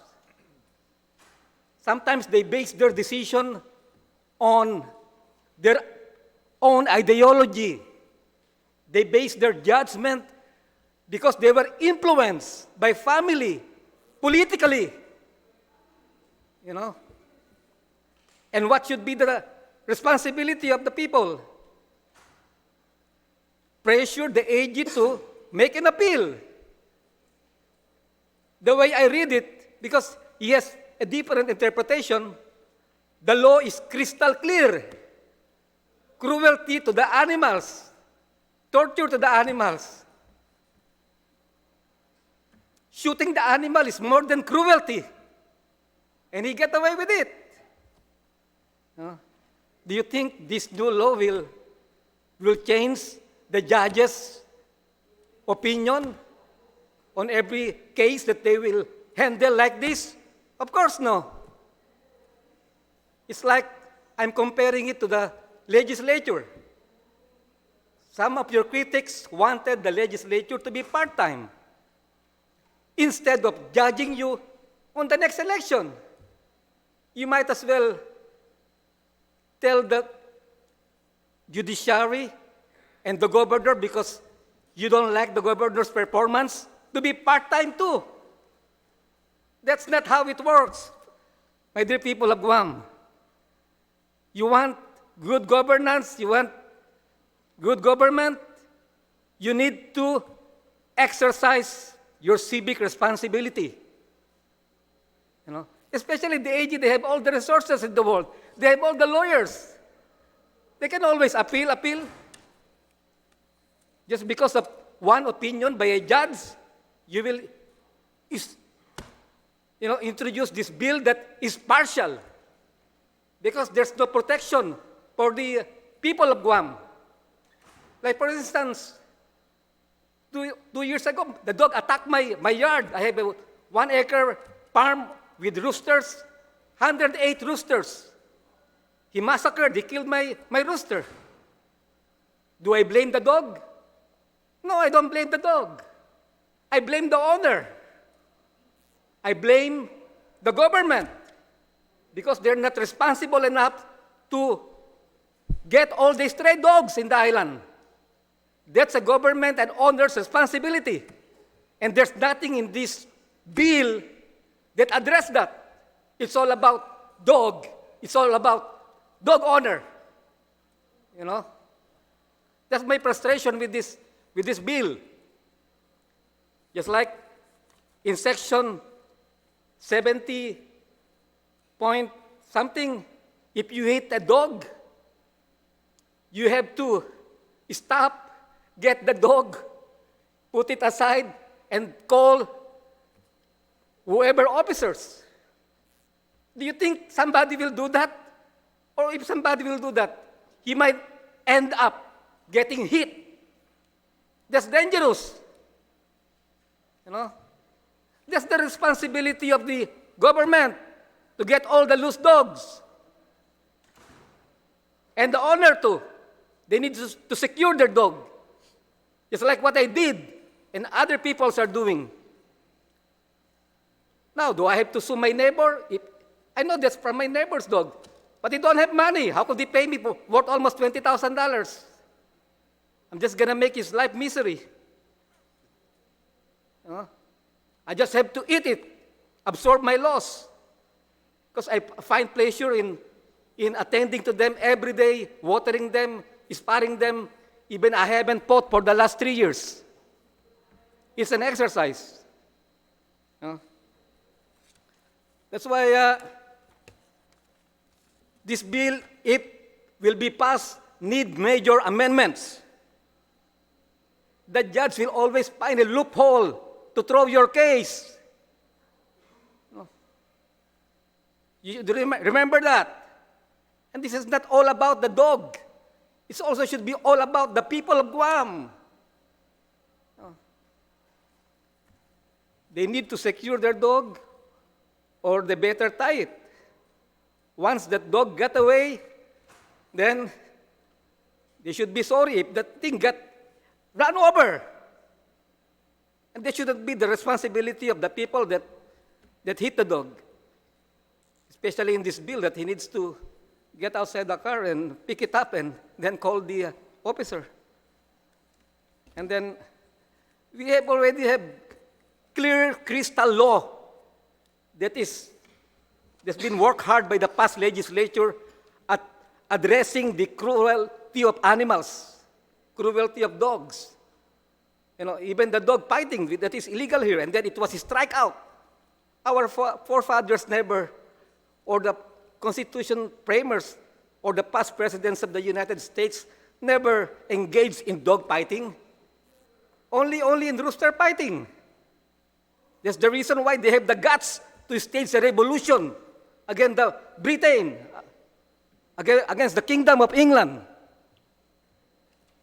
That's why this needs to be looked at. It needs to be balanced. It needs to be the equal protection of the law should be implemented to both parties, not only the dog owner or the dogs, because I don't blame the dogs. It's the fault of the owner, it's the fault of the government, and my fault too, because I did not secure my fence in the first place. Just like I don't blame the people for not voting in the election because they are not protected. He hasn't voted for the last 20 years. I voted for every election. He never got penalized. He never voted for the last 50 years and became millionaire here in Guam. I voted for the rest of my life. But the government did not do anything to give me at least incentive, at least for my gas and for my time, at least $50. That's what I would like, that's what I'm trying to address, Senator Terlaje, about equality. It's not only about the dog. And we already have crystal clear law that address that. Even the federal law on animal cruelty is extended to Guam. You don't just react because there's one judge, did not rule in favor of the case. Thank you. Thank you very much, Mr. Lasanga. Mr. Duenas. You're next on the list. If we Okay. Can, if we can please keep it. I know everybody's getting Yeah. tired. Yeah, thank you. Bill 185-35, I'm here to test oral testimony in favor of it. If I may, I believe the highest penalty under this bill currently that's been drafted is what, second-degree felony? Is that correct? The reason why I asked that I sat in on the Senator San Augustine's bill, 77-35, and in that bill they're suggesting that the penalty be third degree at the highest amount. And I, for one, I agree with that, and I believe it should start off at the highest amount. We need to set an example. We need to be very stringent on it and steadfast in making it so that they realize that should they violate the bill or the law, that they will be penalized severely. So with just a suggestion, I know Bill 185 is still in its draft form. That's why we're having these oversights. And by no means is it final yet. It'll go through committee, of course, and be amended as it goes along. So with that said, number one, I support the bill 185 and 177 for that matter.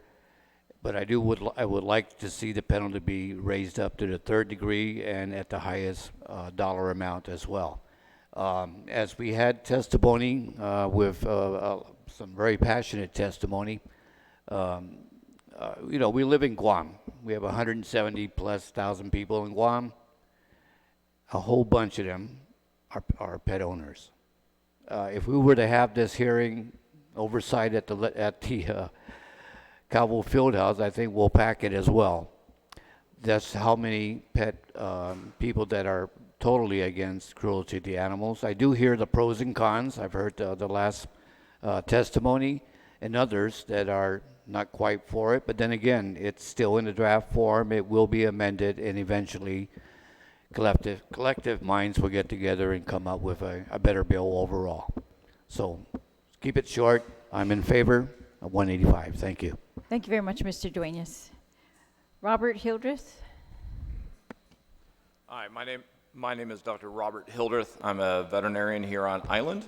We have a mobile practice that goes around the island, so we often see the animals in their natural environment, so to speak, at home with their owners. And I'm here to testify in strong favor of this bill. We see things on a regular basis, I would almost say daily, that are very, very upsetting. The positive thing that I think that's in this bill is that it doesn't penalize people for seeking veterinary support as far as things go, so it allows us to treat the animals, to educate the owners, and to bring forward a better care for the animals. And I think that that's a part of this bill that I saw in my brief looking over late last night and early this morning. So as I say, I think that that part of the bill is an important part of the bill, and I hope that that stays in there so that the reporting issues by veterinarians stays the way it is, because it allows people to not be in fear of coming to seek veterinary care as far as the the general care of their pets. And the fact that they're reaching out, I think, is a very positive part of this bill. That being said, I'm from California originally, so don't hold that against me. I'm now a resident of Guam, a happy resident, planning on staying here for the rest of my natural life. So one of the things in California is that for the last 20, 25 years, we've had to report cruelty of animals. And the relationship has been already discussed about cruelty to animals and the cruelty to family abuse and things of that nature. And it's very strong, and it correlates very highly. Kind of puts veterinarians in an awkward position when we were actually required to report people abuse as well. We would often sometimes have spouses come in that were actually beat up wearing sunglasses, and it was obvious, and it made for a very uncomfortable situation as a veterinarian to be reporting what you thought was abuse. However, we did, and I think it was a positive thing overall. I think we all want to have a safer society for everybody and a more gentler society. Couple comments about the bill quickly. On the civil right of action for wrongful injury or death, it's page 33 of what I've got here printed out, talks about suing somebody for injuring your animal and everything else, all very, very positive. There's one thing about emotional distress and loss of companionship suffered by the guardian. You might want to address the financial aspects. The rest of that clause in there speaks of things that are documentable. That's a little more nebulous issue, and in California that became a real problem as far as things go, so you might want to consider having something a little more specific in there as far as limitations, minimums, whatever you guys deem fit, and the authors of the bill. But that's just something to be addressed. It was problematic in California. As I say, we drive around the island quite a bit, and I think I can concur with a lot of different people on both sides of this issue, both for and against, that there seems to be a question of holding people accountable. And that's the real thing, I think, of any law out there, is to hold people accountable for their actions. And we see things on a regular basis where we have to treat animals that were attacked, where dogs from the neighbor's house were unconfined, ran across the street and attacked the other dogs that were confined on the property, jumped fences, etc. We've been actually to cases where a dog up in Santa Rita chased a kid down from the school bus. As he got off the bus, the child ran into the house. The dog followed the child into the house and was attacked. The child was attacked. The human was attacked. The dog was attacked. The mother, screaming at the dog, was also attacked by the dog. Animal control was called. My understanding is there was a report that was made, but nothing really came of it. And I think that gets down to the fact of the resource issue that's here on this island. Animal control is just tremendously underfunded and understaffed. It's crazy. And so it's something where you guys, as the keepers of the purse, so to speak, I think you have enough people in this room to understand how there was a very big priority amongst all of us and many other people on island to fix some of the dog issues here. And again, the Department of Agriculture, I feel sorry for them in some ways because they're asked to do an impossible job with little funding. And so it's something that I beg you guys to consider getting them more funding, more officers, more things to hold people accountable for what's going on. I'd also, just from the veterinary perspective, like to put in something here again on this last second, page 34, which is persons attacked by animal. And it reads here, any person who is attacked by a pet or animal or any person witnessing such attack may kill such pet or animal. Please understand that as a veterinarian, I have a unique perspective of being, I don't want to say attacked, but certainly I get bit on a regular basis, right? That's kind of part of the job, right? So I don't think I should be given the power in this, right, to be able to put an animal to sleep simply because it bit me, and that's not what I believe that your intention is here. But there needs to be maybe some sort of veterinary provision in here. And what I would and that sends up just a tremendous red flag to you, because that means that the animals bit somebody generally before. And we walk in to handle these animals, right? And we put our lives at risk and our injuries at risk. And when there is somebody who knowingly has a dangerous animal and says, and doesn't give me or my staff forewarning, it can be really, really dangerous for us.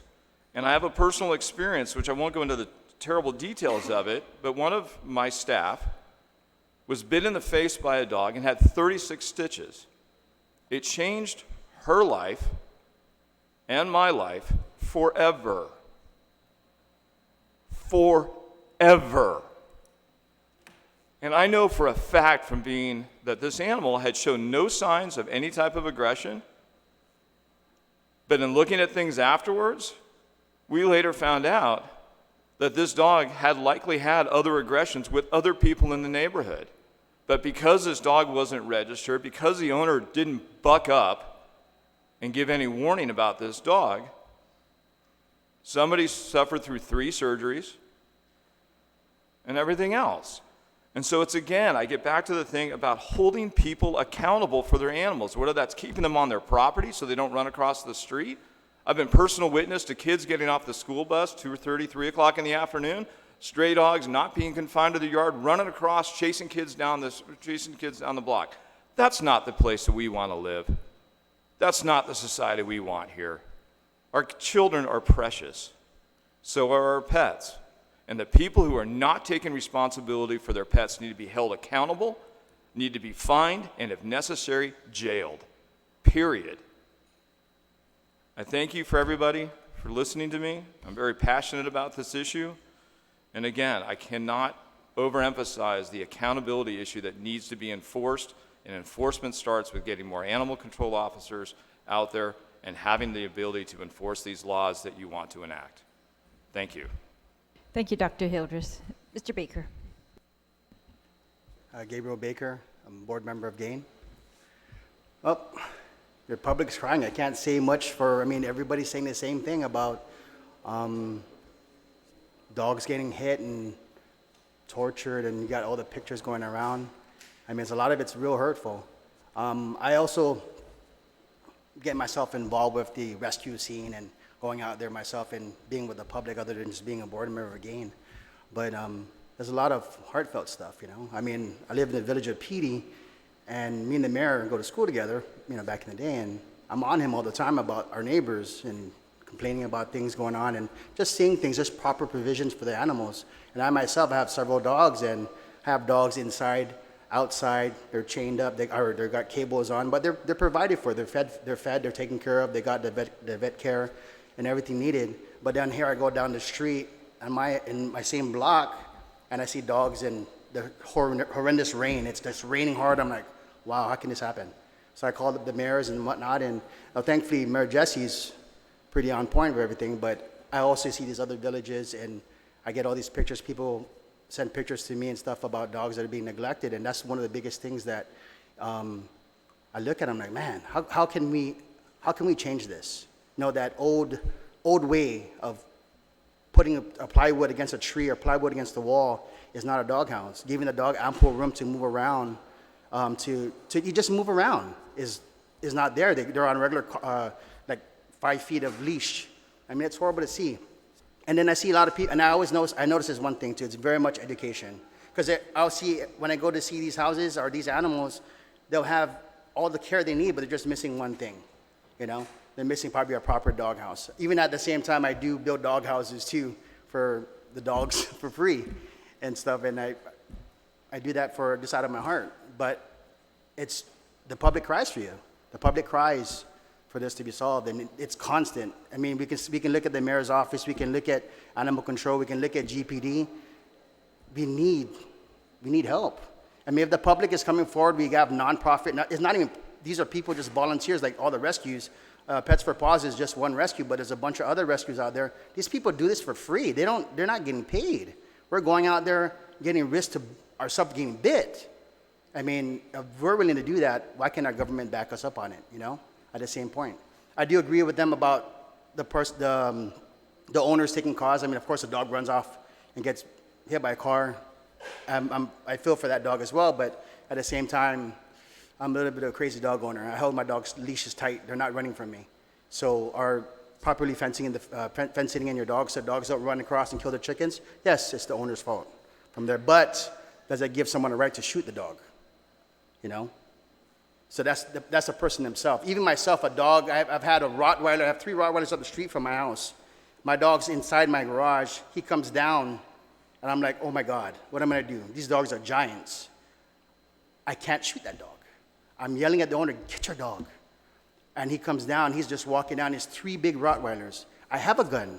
I'm not going to shoot the dog because I have dogs myself, I'm not going to shoot the dog. So what gives me, Someone can just shoot a dog? How can we do that? I can't shoot a dog. This person loves their animal, just properly got loose. He's coming to my yard. I'm not going to get bit though too, but at the same time, I'm not going to shoot the animal. I'm going to let the person come and retrieve it. Talk to the person, talk to the mayor. Be good neighbors, because that just stirs up things. I'm pretty sure that dog, if my dog got loose, he would come and look for me. And I'm not going to, I hope he won't shoot my dog, But then the community cries. We cry, and it's an endless battle of animal cruelty and neglect on Guam. And we can go outside right now, go up the street, Not even 5 minutes away, we'll see it today. It's everywhere. It's an old way that has to change. It's an old way that has to change, you know? And the one thing I'm really happy about seeing is that we see all these different things going on. We see pet groomers, you know, all these little shops going up, and that's beautiful to see. You know, we're not asking people to bring your dogs to the groomers, but give the proper necessity, things that they need: food, water, shelter, room to run around. If you own this dog, you have a responsibility to the dog. So neglect is just crazy to be seen. Thank you. Thank you, Mr. Baker. Thank you. Mr. Johnston? Hafaday. My name is Derek Johnston. Along with my wife, I own and operate Fetch. We are a small dog boutique here in Hagåtña. And I knew I was going to come in support of this bill, and we strongly support it. I just didn't know what I was going to say. I could tell all the stories that exemplify how severe the ongoing cases are. Everyone in this room knows how acute the problem is.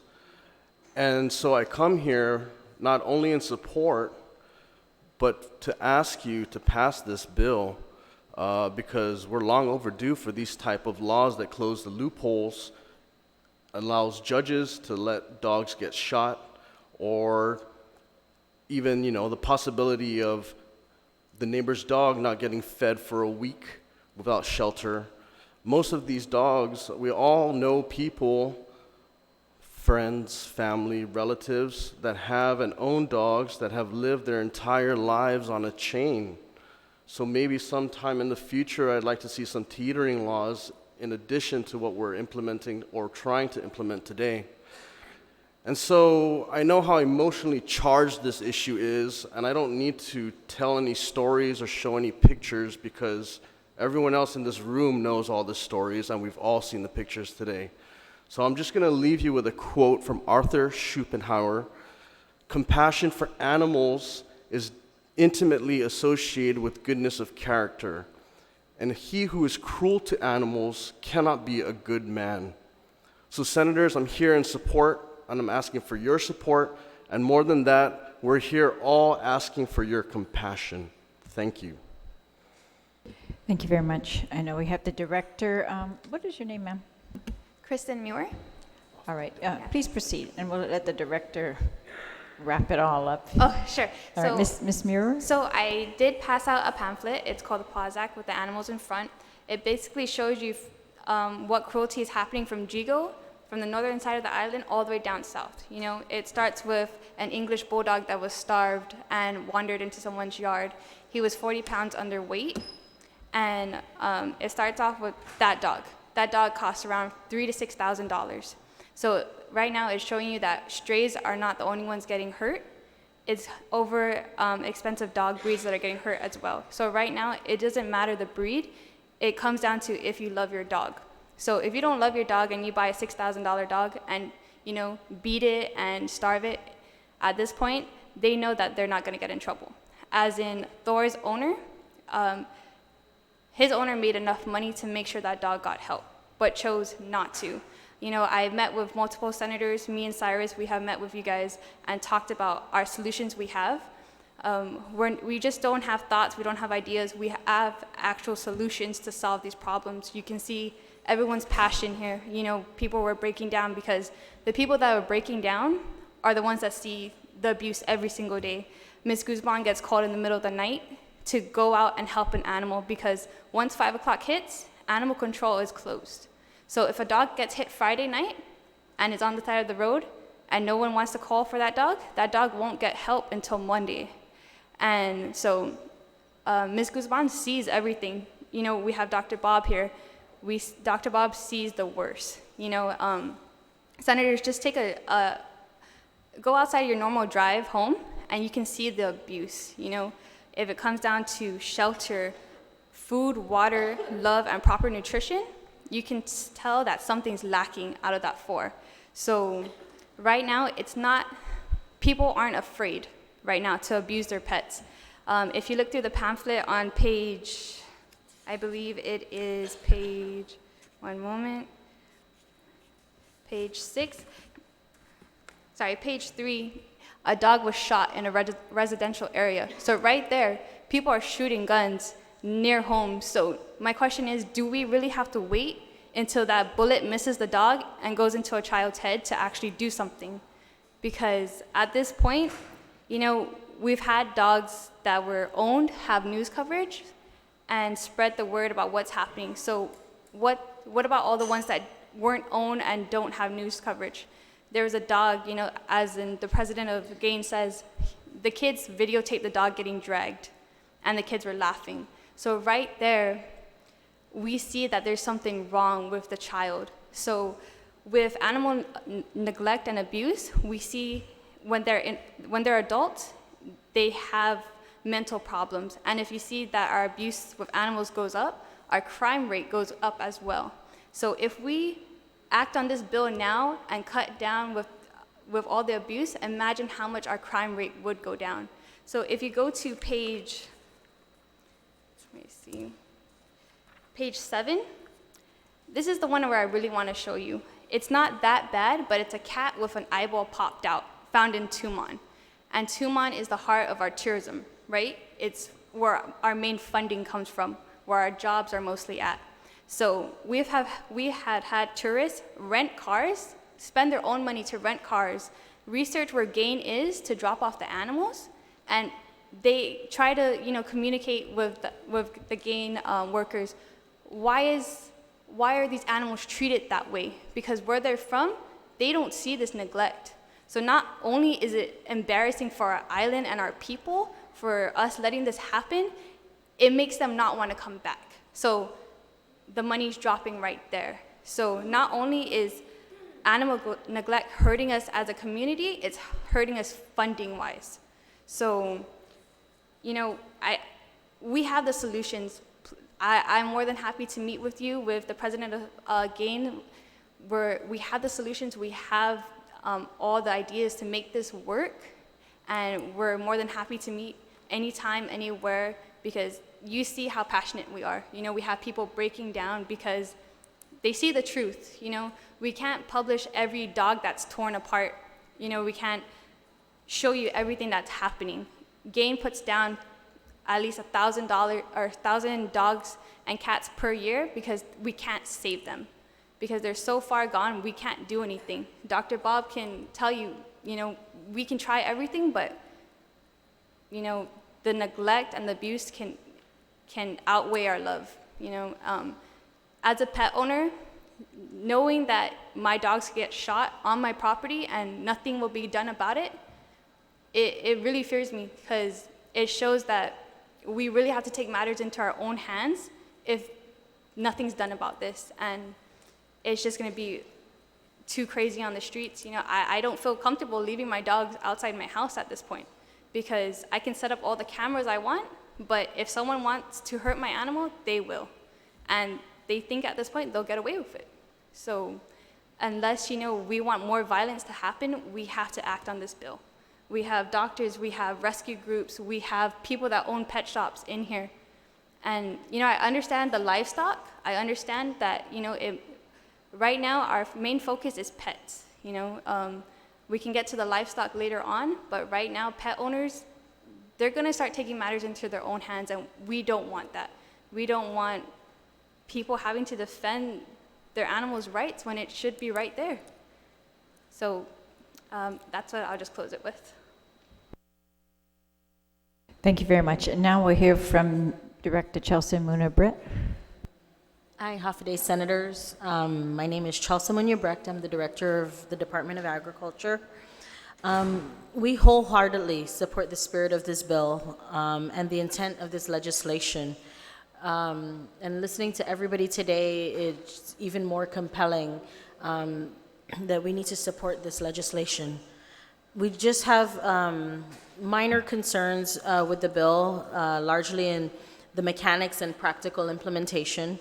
As we've heard, the department is just understaffed with animal control officers. Right now, we have 4 animal control officers, 3 that patrol the streets, 1 that sits in the office as performing clerical duties for our permits, and 1 clerk.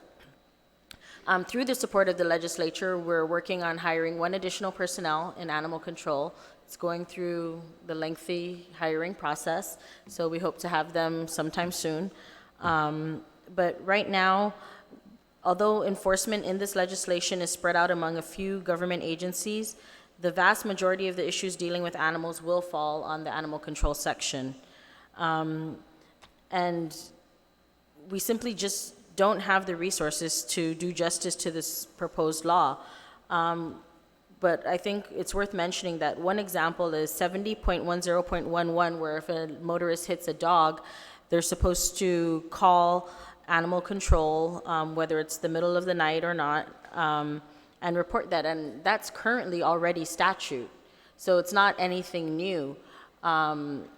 What I think is worth noting is that to the public, this is something that the perception is that you're creating this as part of the law. And what that tells me, along with the process that we're going through right now with the spay-neuter program that we're announcing in the public, is that there's just a lot of information that is not out there. So I think what's substantially needed is educational campaign and outreach. And I saw the section that also identifies educational materials, which is .16C, and it pains me to say this, but at this point we have limited technical expertise or funding to even produce educational outreach materials. What our officers do currently is when they report to different calls or situations, they verbally advise pet owners on what proper care they should provide, what's against the law currently, what they need to do to take better care of their animals. We would love to have the capacity to produce educational outreach materials. I think that's something that is substantially needed, and it's evident through the testimony that we've heard. And a lot of times pet owners, or I guess using the term loosely, I mean people who own pets but don't really take the care of them that they should, they just honestly don't always know what they're supposed to do. I mean, I think it's basic human response that you should provide food, water, shelter for an animal, but understanding that you're supposed to leash your dog or have it behind a fence, not everybody is aware of that. And these are things that we can achieve and accomplish, maybe not punitively, but perhaps with just the outreach that I would love to be able to provide with more resources. As I said, the department is working with the Mayor's Council, with GVB, and with GAIN directly to launch a spay-neuter campaign. What we're trying to do in the 6 months prior is just inform the public about registering your pets. And I don't blame the public at all for not even being aware of that. I mean, it's been, 20 to 30 years that law has been on the books and it's never been enforced. So how are they supposed to know to register your pets if they've never even enforced it through the department? So people are asking, how do we even do that? That's how much information has not been shared about this. So we're encouraging the public and the community to take responsibility and take ownership. You can't claim that dog that you're feeding is not yours if you're feeding it. And if you desire to feed it, then you need to claim it as your own and take adequate care of it. So our concern with this entire program that we're trying to push is primarily animal welfare and the neglect that we see for animals. And it's the hope that if people register their pets and microchip their pets, that they'll have enough incentive to care for them as well. And also the stray dogs aren't just impacting public safety with the students that get chased, which is just depressing, or the Manamku who get chased or bitten. We get pictures every day from mayors who have residents that are bitten by dogs that don't belong to them. But Guam is also the only place in US history that has the second animal ever to be delisted from the endangered species list, and that's the cocoa bird. So we're working with people from all over the world about releasing our cocoa birds into the wild. These are flightless birds. I can only imagine the national news coverage that will be about this if we release cocoa birds into the wild only to find them all just decimated by stray dogs and cats. Additionally, like I said, public safety. the children and everyone who get chased and bitten. I have a picture that I can't even bring myself to delete, and it's from the Dedido mayor of this little 2-year-old, and this dog just baring its teeth at her and snarling, and is right about to attack that kid. That scares me, and I can imagine what everyone else here feels like. So that's one of the reasons and the impetus for us to push people registering their pets and push the spay-neuter program that we're trying to launch in the community. And lastly, I was so happy to hear her mention GVB. We get calls from them too, and GAIN and GVB have both made us aware of tourists that post comments on Facebook and on Instagram about the animals that they see on Guam and questioning why they're allowed to be like that. One that stands out for me is that near PIC, GVB kept asking us for help because there was a mother dog who had a litter of pups, and every time tourists walked by, she'd come out and charge at them on the sidewalks because she was trying to protect her pups. But this is a situation that just completely damages the image of Guam. So with your support now and with our program that we're trying to launch, it is our hope that we will be able to address this issue from all facets, from legislation that criminalizes this treatment, and from our outreach efforts to encourage owners to accept responsibility for their pets. You guys have been very supportive of the department, trying to give us money that you can, and I completely recognize the challenges in all of that. So I'm not even here to push that on you. I know you do what you can when you can.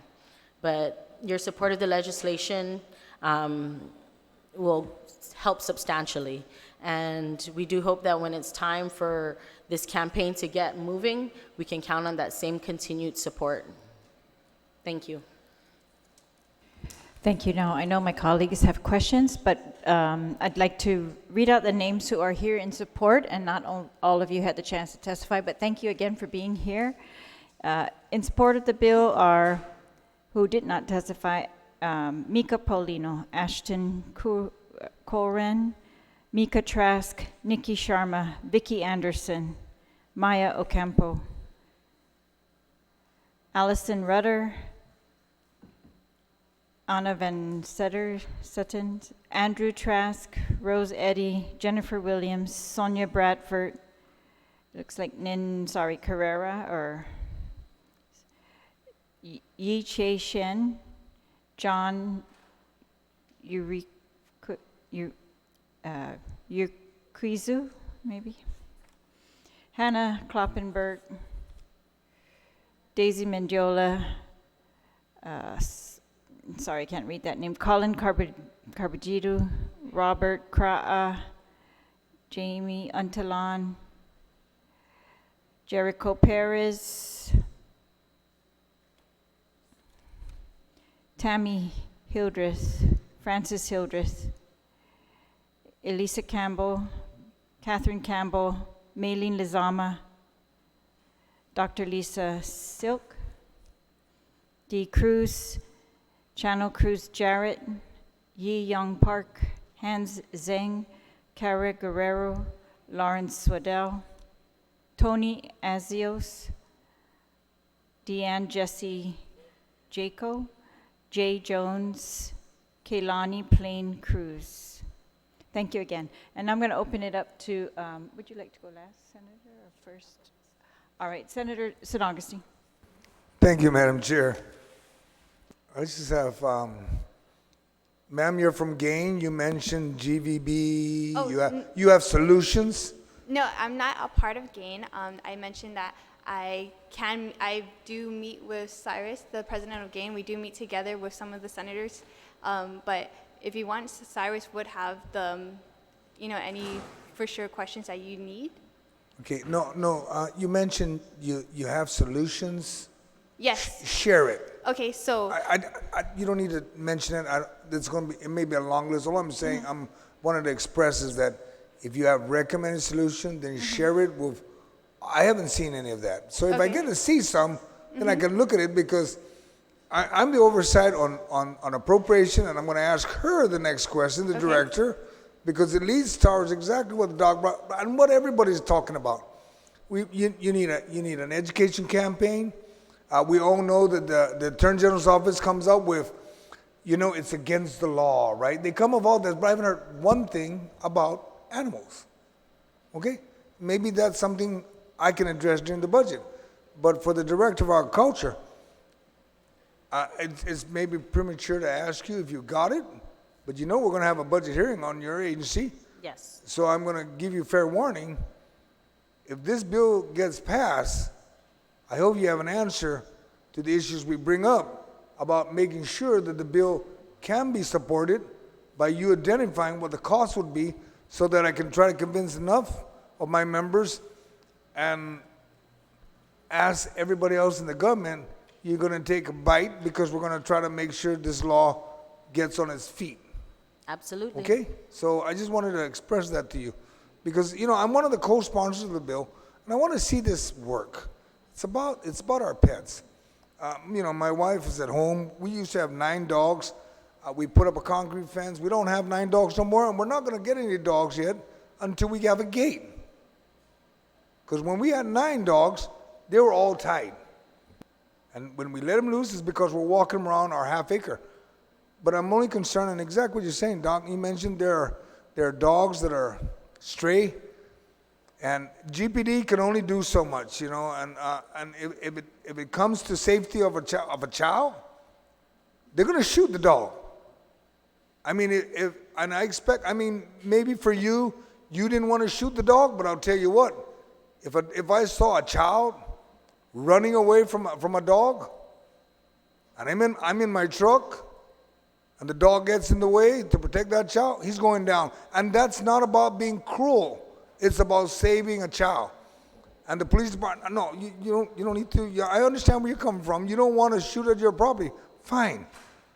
But it's almost like stand your ground, the bill I've introduced. If you're about protecting your property, then do so. But I just wanted to make sure that I mentioned, if you have solutions, please share it with my office because we're going to be passing that off to the police department to find out how we can, because it's all about money, folks, and as much as we want every bill to get supported, realistically, okay, we need to take a look what Department of Agriculture is going to offer, what it's going to cost. You've heard the first bill, Bill 77. It's about 100, it's almost 100 to 200,000 just to take care of the canine. For them, we're estimating Director, maybe about 40,000 per animal control officer. Control officer, and if you have, and at one point I think I heard earlier it's about like 10 you need. You've got 4, but one of them happens to be doing clerical. Well, maybe we need to work something out where they're not doing clerical. If you're in animal control, get on the street, get the cage, go out there and get those stray dogs off the street. Get true animal control officers to do animal control. And if you're saying you need 10, then so be it. But we just need to see the numbers. Absolutely. Because I know my colleagues, there's 10 of us on the bill. If you come up with some reasonable, good numbers, I think the people of Guam will appreciate that we're making every effort to find a solution, not the excuse. I know that the individual that was in here that talked about the judge made a decision. The judge made a decision on the way the law is. It's not a decision that we're trying to change. No, we're trying to make sure that every judge understands this is the rules of engagement. That was the rule. Once this bill hopefully passes, then the rules of engagement change. All right? Thank you, Madam Speaker, Madam Chair. Thank you, Senator. Director, you talked about your program, and I know it's not directly related to the bill, but since you did, and it was in the media today, can you just make it very clear, where are they supposed to register their animals? With the Department of Agriculture, we're working on expanding that capacity to other veterinary clinics and eventually to the mayor's offices as well. We've updated our PDF form to reflect more accurate information, and it's a fillable PDF now, so people can just log in online, fill it in, and email it to us rather than having to come in physically, or they can download and print. It's free to register? It's $5 to register your pets right now. And why is it going to take 6 months to implement your stray dog program to actually get to the dogs? Because the funding for the program is going to be sought from the Department of Interior through the technical assistance program funding, and that grant application or proposal is due in April. The funding is typically released around June and July, so that's the 6-month time frame. And we also wanted to give the community adequate time to register their pets, get them microchipped, without feeling like this program was just pushed out without ample notice. The current animal control officers, then how is their work prioritized? The stray animal roundup will only take place once a week, and it's with the support of the Mayor's Council. So when we did the presentation to the mayors, we asked them each to provide one staff member to assist with the process. So once weekly, we'll have about 20 Mayor's Council staff with our animal control, and they'll typically do the roundups between around 5 in the morning to 8 or 9 in the morning when the animals are out. But you're talking about the future. What about currently, the current officers that you have? Yes. How is their work prioritized? One officer goes up north, one officer goes down south, one is in the central, and they try to respond to as many complaints or calls that they receive in the order that they're received, unless there's something that's more extenuating, like someone was just attacked or a property was just destroyed, then they try to address that right away. All right. If I'm thinking that if you have, limited budget, that hopefully you can put more of that towards those animal control officers, people who can actually handle the dogs, as opposed to the education outreach. With this room full of people, I'm hoping maybe you can have partnerships with them who can really do a great job with the education outreach portion. I mean, that's just an idea, but I'm going to allow Senator Teichagui, or Senator Perez, would you like to ask questions or make comments right now? Okay, Senator Teichagui. Thank you, Madam Chair, and that's exactly what I was going to ask you with regards to, providing what is considered to, animals taken care of, what is the meaning behind it, to come up to help people throughout the outreach program. So that was one of the questions I had. Actually, Cyrus, can I have you come up, please?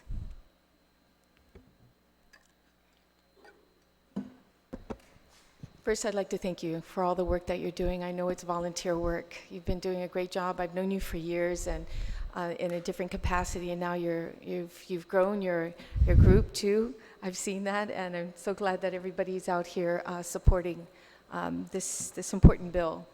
But there are concerns on it that we have to address in here. You might have 10 senators supporting this legislation, but they're going to do so and make sure it's done correctly and right, and as safety for everybody in the community. There is a question on the meaning of animal here that was changed. It's in page 3. Compared to the current law, where the current law says, domestic animal, a household pet, or wild animal in captivity. Why was it changed to read a non-human mammal, bird, reptile? Except why was that changed? That's a very good question, and actually this is something that we've seen. The language in there is really modeled on what we found to be the most common and most effective in other states. I would need to pull up the actual cases that we've seen where other types of language which seems the same has been challenged and just kind of complicated the issue. So we're kind of looking for language that has been tried in the courts, so we don't have to sort of redo the process here, or just come up with our own definition, and then have to prove it through the courts. It's helpful to have language that has been tried and tested. That's not to say the current language doesn't work, but if we have an opportunity to sort of correct as much as we can, it does benefit to put in something that we know has been challenged and has succeeded. Okay, because I think that was a concern of the gentleman who was opposing this, because he was concerned about if he should kill a chicken, or go after me. I know livestock is in here, explains it, but then throughout the bill. That's really addressed by the exemptions portion, where it says that you are allowed to, I'm sorry, I think it's page 11 or 12. You're allowed to, I'm sorry. Proper killing of animals for food, except for dogs and cats, in accordance with the law. And this is understanding that there are other chapters within the title that address how you're supposed to raise livestock and kill them. And so we don't make changes to that. Practices remain the same. Okay. But it is questionable on that, so we need to make sure we're solidified in the bill, the legislation. There's a section in here on page 26, toward the last, number 3, where it says, any person or facility receiving an animal impounded pursuant to this section shall provide the animal with minimum care. When you say minimum care, where's the definition for minimum care? I believe that is, it's on page 3. Minimum care means care sufficient to preserve the health and well-being of an animal, and then it goes on for a number of subsections to what constitutes minimum care. And the cost that's going to incur for this care, if an animal is then taken, impounded for abuse and placed somewhere else, the cost that's going to, like the veterinarian just left, I was going to ask him who pays for the bills with regards to that. Government. If the individual wants to maintain claim to the animal, they will have to pay the cost of care bond.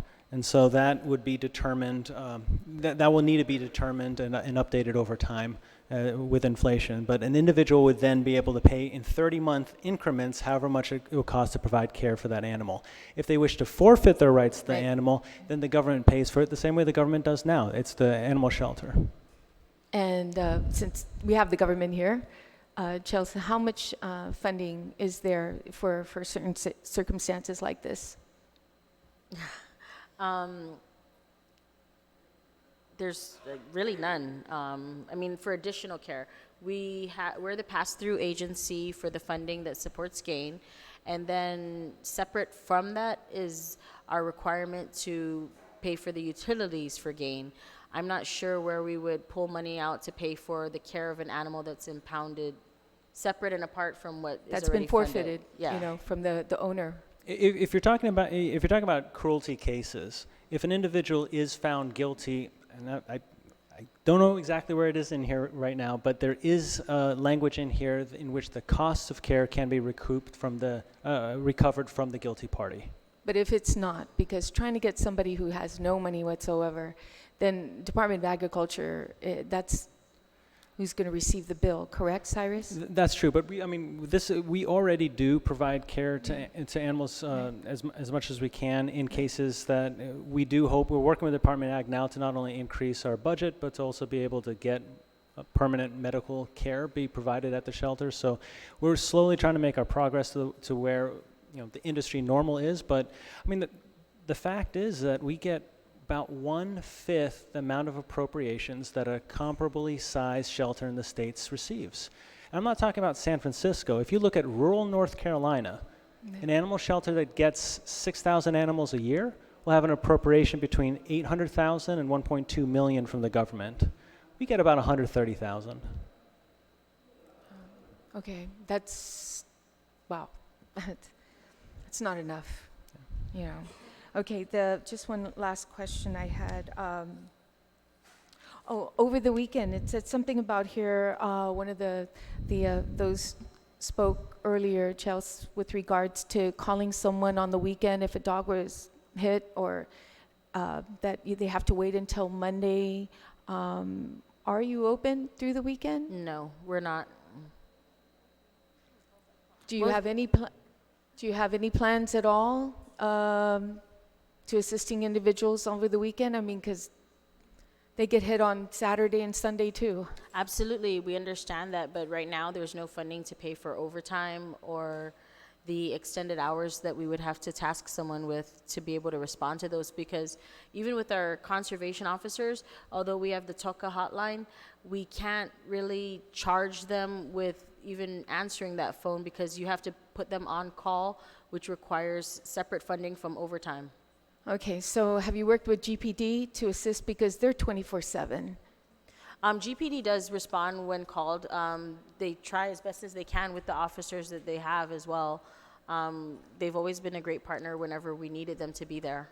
Okay, and our officers sometimes call GPD when they have to respond to someone's home, and the person is non-responsive to our animal control officers. I think this just happened recently with the call in Dedido, the same one that had the dog that was like snarling at the baby.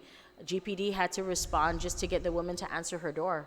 Okay, so then on weekends, I think that we can find some kind of medium here where in the legislation, we can put something in there where they have to call either Department of Agriculture or Guam Police Department. So we need to make a note of that too, to cover the weekend issue. Okay, I'm sure there's tons more, but Cyrus, I know where to find you if I have any more questions as well, and I appreciate everything that you're doing too. Thank you so much, and thank you everyone for staying late for this. I appreciate it. Thank you. Senator Perez? Thank you, Madam Chair. When I look out today, I see a community in distress. And unfortunately, the victims are those that don't have a voice. And I really want to thank everybody here, because as you can see, as a cash-strapped government, we need to, depend upon our community as a whole to come together. So, what I see here today is a community that's going to help solve this issue. And it's not just one bill, although it sends a clear message that, this is important to us. But I think what we really need to do as a community is to, a part of is education and awareness. And I think this is what this public hearing has brought here today, is that this is a pain in our community and we need to heal. And this is the start of our healing process. And as you heard today, that people who abuse animals more likely have abuse in their family. So let this be the start of the healing of not only our animals, but of our community. And I really want to thank everyone here today who has been at the front lines in addressing and treating our brethren. And so, my heart goes out to all of you. I grew up in Guam, and I was very well, connected to the environment, connected to animals. And, it really pains me to see what we're doing to our pets and to our animals. And I think too, it's a reflection on our community. What's happened to our community to the extent that we're doing this. This is new to me. I don't see this happening to me, this is new to me. I never experienced this as a child. Something has gone really wrong with our community, and we need to heal that too as well. So I do appreciate everybody coming out in support of this bill. And so this is just the beginning. Thank you. Thank you, Senator. Senator Muñoz.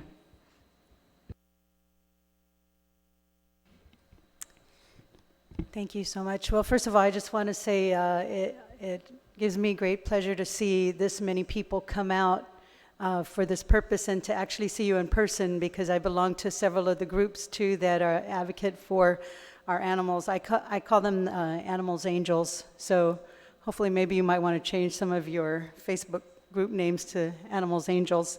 But I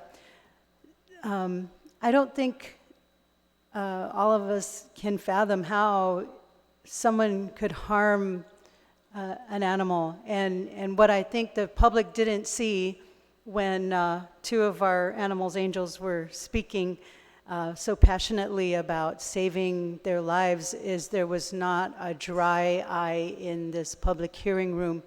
Everyone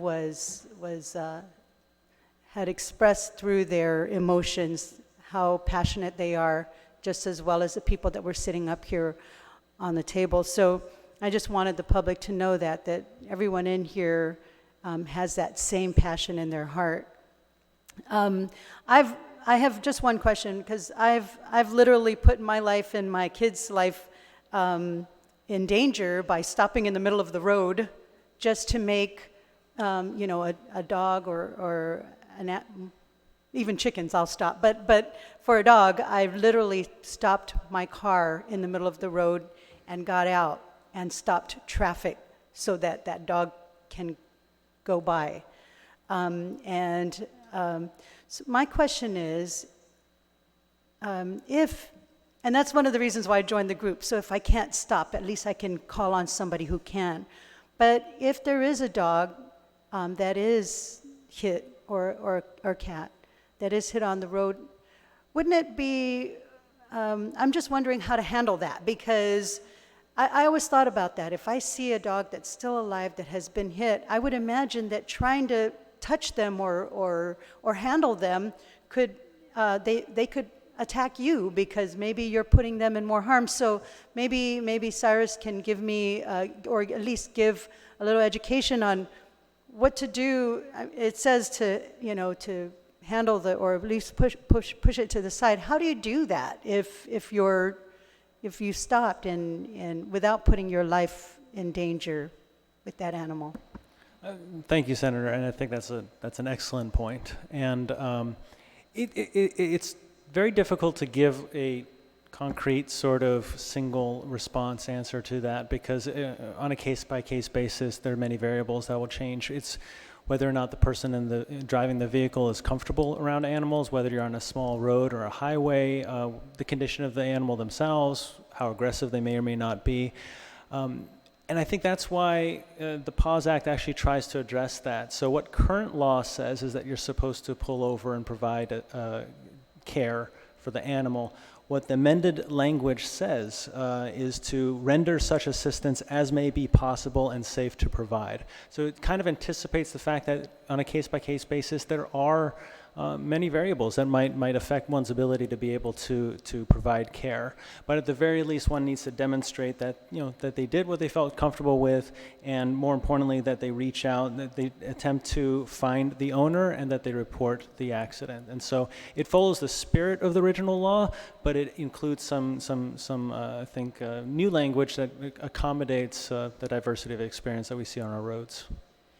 Yeah, and unfortunately, most of the animals that I do see that have been hit are most of the time not even alive anymore. So, and I don't think that there is a drive that I take between home and work that I don't see one on the side of or on the road.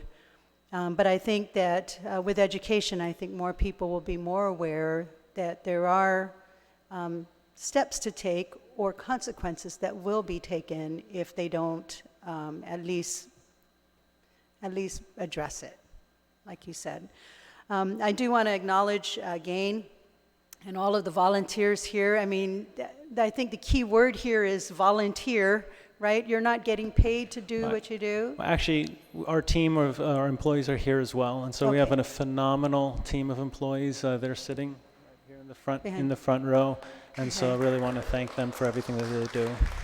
Thank you for everything that you're doing, and I think everyone here had mentioned that the key word also is education, and you've done a great job, and I think there's still more work to do as far as educating the general public what is right and what is not right, because I think even in the past I've seen the way people handle animals is evolving. It's turning into something else, and so it's very obvious here with the amount of people that are here that the way people treat pets or animals is evolving into something else. And I thank you for your strong voice for the ones that don't have a voice. I did, like you mentioned earlier, I did just introduce a bill just today that I think should coincide with this bill together. So if I beg the indulgence of the chair, if she would give its public hearing as soon as possible too, so that if we do address this in session, that both bills would be addressed at the same time, because the 285 is enforcement, and so I'm hoping that the chair would give that. And thank you for Department of Agriculture and GPD and GAIN. Thank you all for being here tonight. Thank you. Thank you, Senator. Senator Moylan. Thank you, Madam Chair. For the director, when we get around to the pet registration, you may have thought of this already, but it'd be great if we can have that registration someplace public, whether it be the shopping center or a park that can really bring community support and awareness, and bring out the food trucks, whatever you got to do, make it a fun thing. So sure, hopefully we get to that point. With the current law or the proposed bill, as it is or amended, we're going to need money, and it's about the enforcement, which you were talking about, ma'am, and to be able to support the director in hiring more animal control officers, because this bill is really to help our community overall. Funding is a must, and to support all your efforts here, the budget is coming up for FY21. So as you came out today to support this bill, I'm going to ask to reach out to you then again to support support the budget on what you think is important. Of course, we're, as your senators, we're always looking for other industries to build our general fund, but really what we need to do is look at also waste in the government of Guam. So if your voice is really strong, and if you know something out there that we should redirect the limited finances that we have, then please do so. Because it's just not about passing this bill. When this bill becomes law, like what you were mentioning, ma'am, where's the enforcement going to be? So what's needed is, as you come out today, would also be needed during the budget time.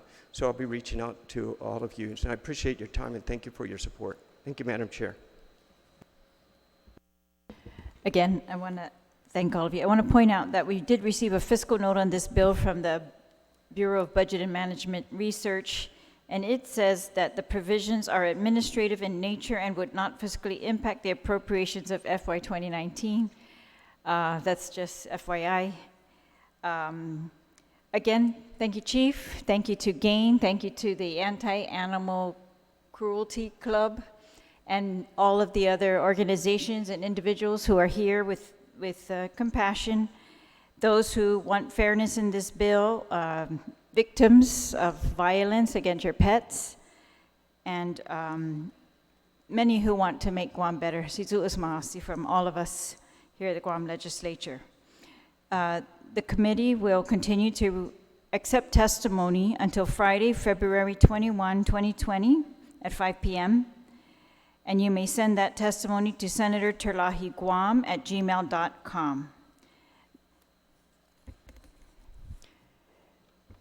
The public hearing is now adjourned and the time is 7:55. Sizu'us Ma'asi.